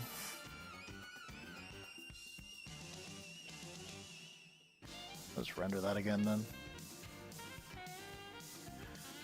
It's good though, they get a like, I mean, it's good that they embrace that rather than like something else, right? Yeah, and there's shit tons of city pop playlists and YouTube made by American stands for it. I mean, like it's good that they chose that though, you know, rather than fucking like, cause I remember like when I was DJing back in like in Canada, when I was DJing at a roller skating rink, and then like play Milkshake.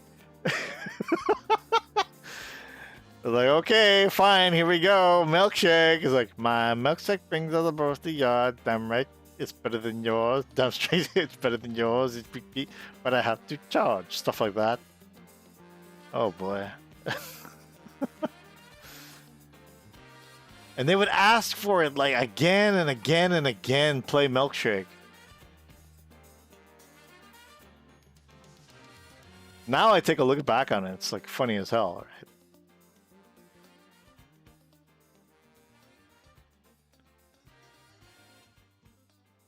Yeah, like hip hop has gone down the toilet too, and like anything, like everything that I thought was shitty back in the day sounds like poetry now compared to like what was there before, like what is on now, you know.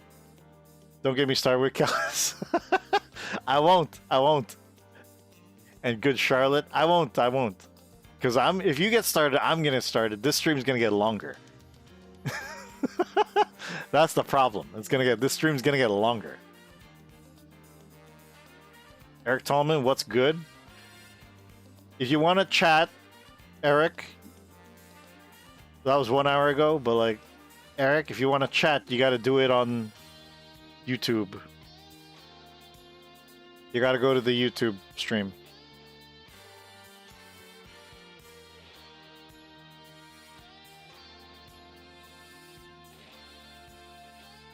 Rap is so boring now. Everything is sludgy, mid-tempo crap. I know. Like,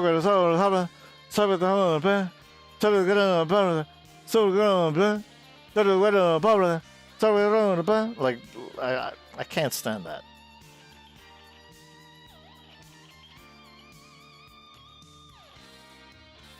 I think that the day that like the day Guru from Gangstar died, hip hop died with him, man.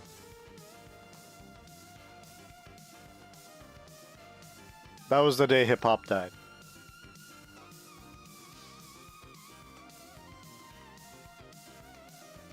I don't know if I like showed it, but like I used to rap, right?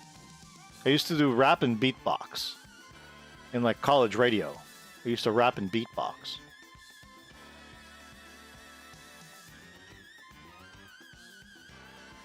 And I was the freestyle champion on college radio. I think like a whole 3 weeks. 3 weeks in a row. I was a champion. It's like, the only reason why is because nobody called in to challenge me. For me, rap died with Lean Back. Lean Back probably sounds like poetry now compared to like what they have now, you know?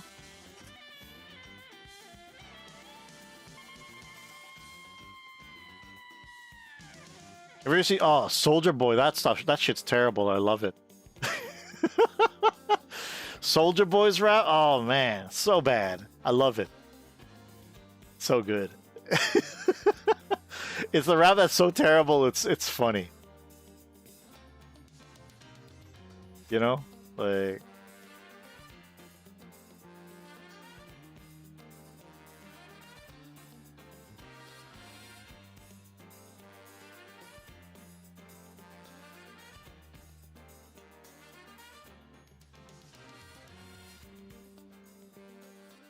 Like Soldier Boy anime, his two songs, Anime and Goku. Those are the ones, you know. Those are the ones.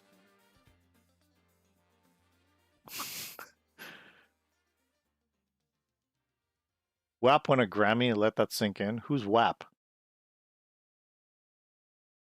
No love for Doogie? For Dougie? Isn't it? Dougie has a dance, right? That's why they had that. That's why they had the thing. Show me how to Dougie.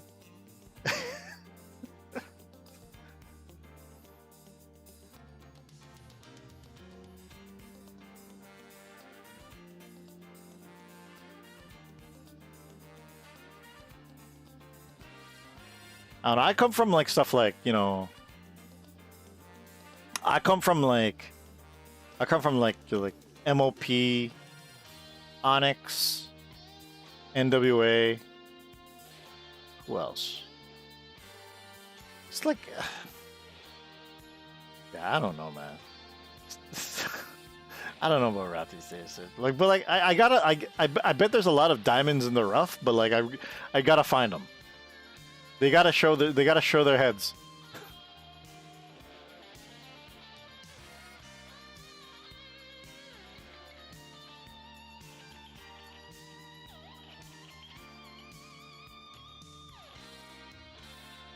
Like, I can't just like wait for music to get good and then all of a sudden fall upon it. They had to like kind of. Puffy was cool. Puffy was. Here's the thing. I used to think Puffy was terrible. Now I take a look at like freaking Bad Boy for Life and everything. It's amazing now. Now, these days, now it's good. But back at that time, I was like, man, this is dumb. But now it's great. Now it sounds great.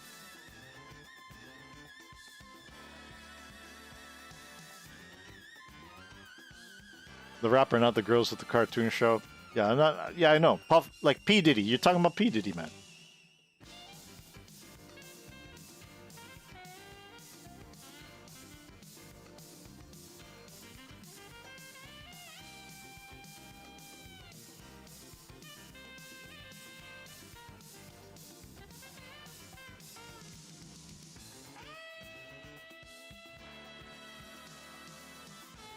Tweet this stuff out.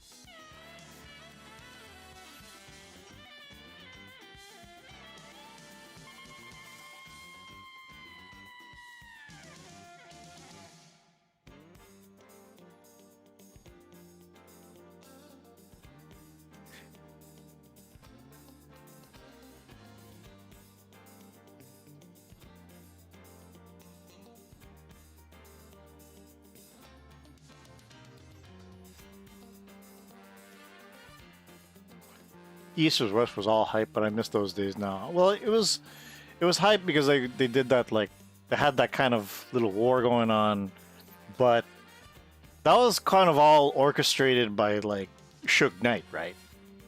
He was the guy that fucked everything up. Like Biggie and Pac, they used to be cool with each other, but then like, you know, all of a sudden, this freaking KFC chicken eating motherfucker comes in, he ruins everything. Hey, would you like to start some business? Suge Knight is like the thing is like Tom Constantine is like the Suge Knight of Tokusatsu. He comes in, he knows how to blow everything up. That's why there's no HJU anymore, right? He comes in, comes in with a proposition to somebody. He's like, "Hey, would you like to see Tokusatsu get all hype?" Goes in. He gets robs, tries to rob everybody of inside of HJU because and then try to get Keith on the backstab. And then boom, no more HJU. I miss I miss the HJU days, man. I miss being on the side of Dre and Snoop getting booed off stage at the Source Awards was insane back then. Yeah, it was. Now take a look at Dre now, man. Take a look at Dre now. He has his own freaking headset. And his headset is in the fucking Final Fantasy movies. Like what? Dre is in Final Fantasy. No? Snoop Dogg, he gets he's in video games and stuff and doing Starsky and Hutch. Times have changed, Again, it was just if you get Suge Knight out of the picture, hip hop wouldn't have gone on such a negative level.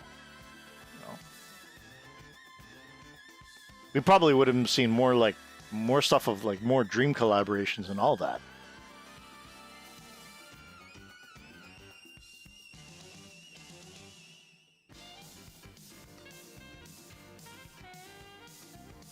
Niche markets always seem to be rife with hucksters and thieves.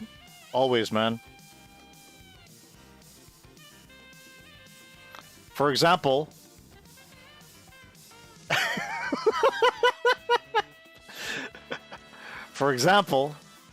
people like that. I hope so, I hope nobody clips that. Simp at a talk show with Martha Stewart for a while. Yeah. Again, like it's just it's crazy, you know. All that stuff happened just because time changes. So let's pre-compose this. We're gonna put this in the pre-composition.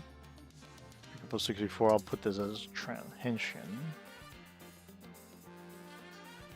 Summer. And then I'm going to also make it like this. So what I'm going to do, the icing on the cake for this, I'm going to add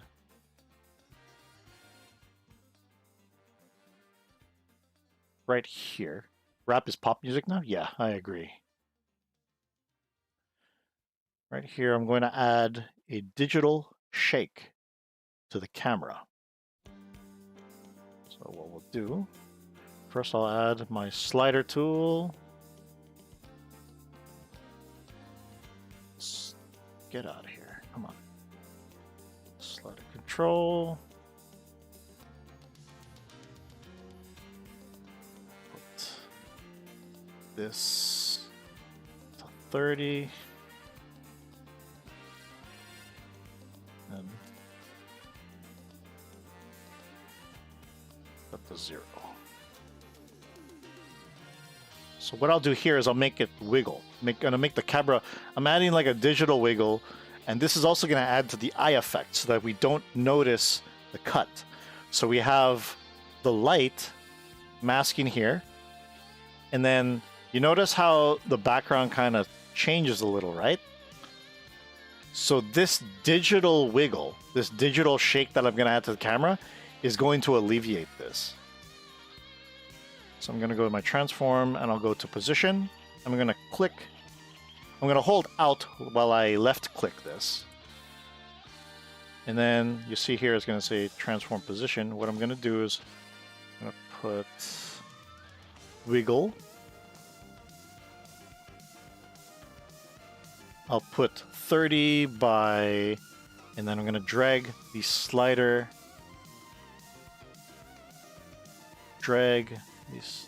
tool. Wait, where is it?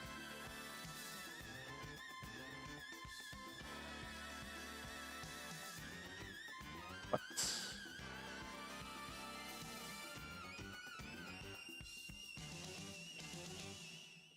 Whoops.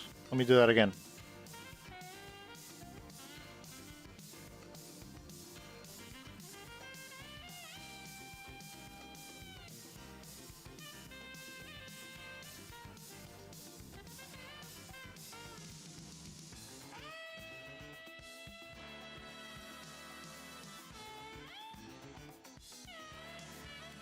That was wrong. So let's do that.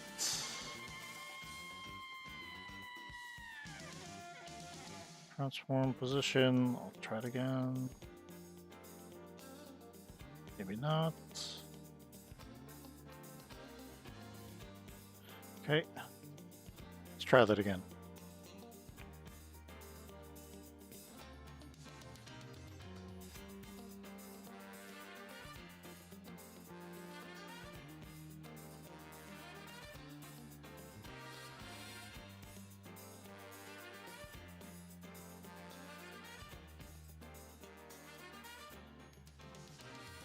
I don't need that.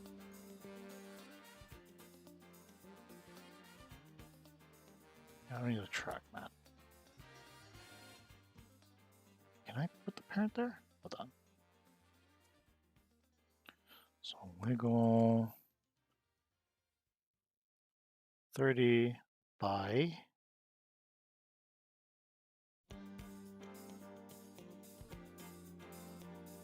Huh. Whatever. What happened? How come I can't do anything? Oh wait, that's how I did. Okay. So wiggle 30 by, and then we grab this part here. 30 by slider. So we have this effect here. But you notice it's kind of big now, right? So what I'm going to do is that this point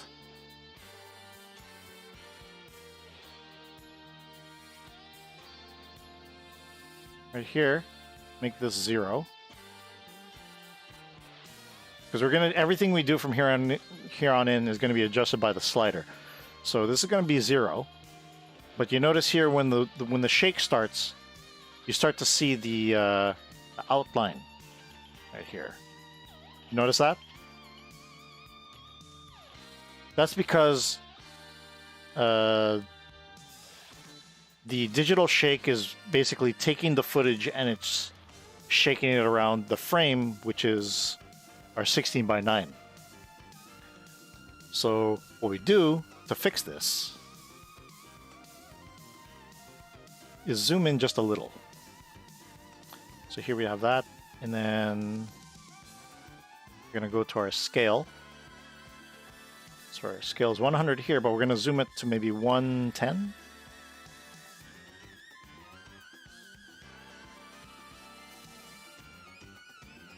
Or we could have it 110 from the start, actually. Let's do that. That'll probably look even better. And then we'll just let this render.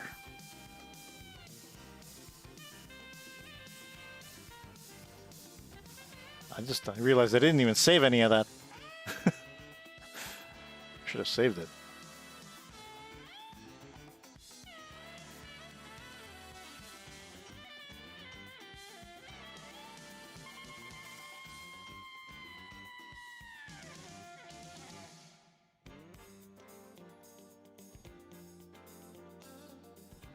Yeah, after I lose that Guilty Gear tournament tonight, I'm gonna go and... How much is this keyframing?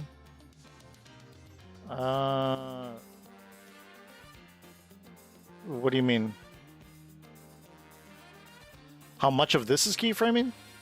Like the actual project in general?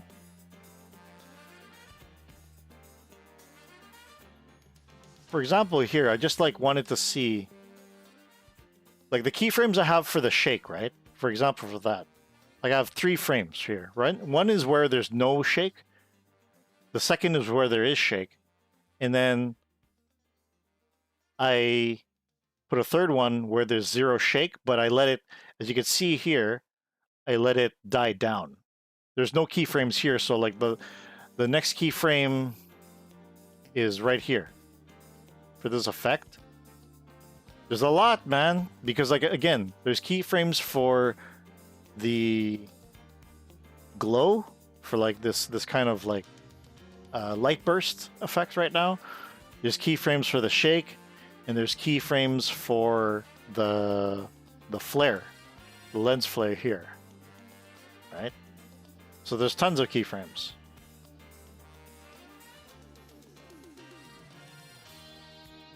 So first I gotta let this render.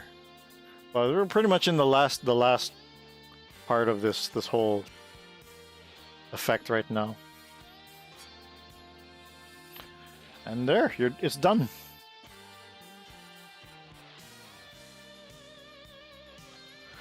Again, this is just like I did this really quick, and just for like everybody to see how to do it. That's all it is. It's just a cut, and then you have a layer mask. Plus, you add in like a whole bunch of, you layer in like a bunch of other effects, and then you have like a digital shake. And then you get this. You get the Henshin.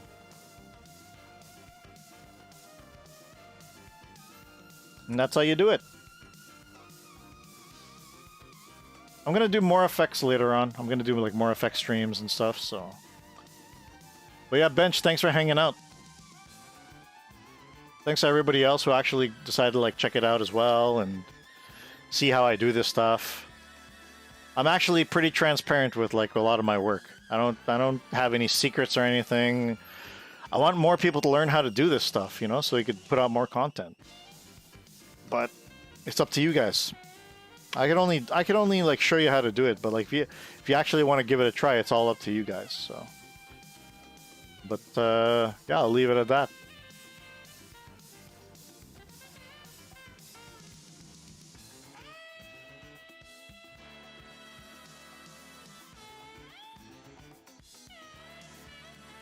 Thanks for everybody who checked out the stream, and I'll see you guys next time, I guess. Be easy.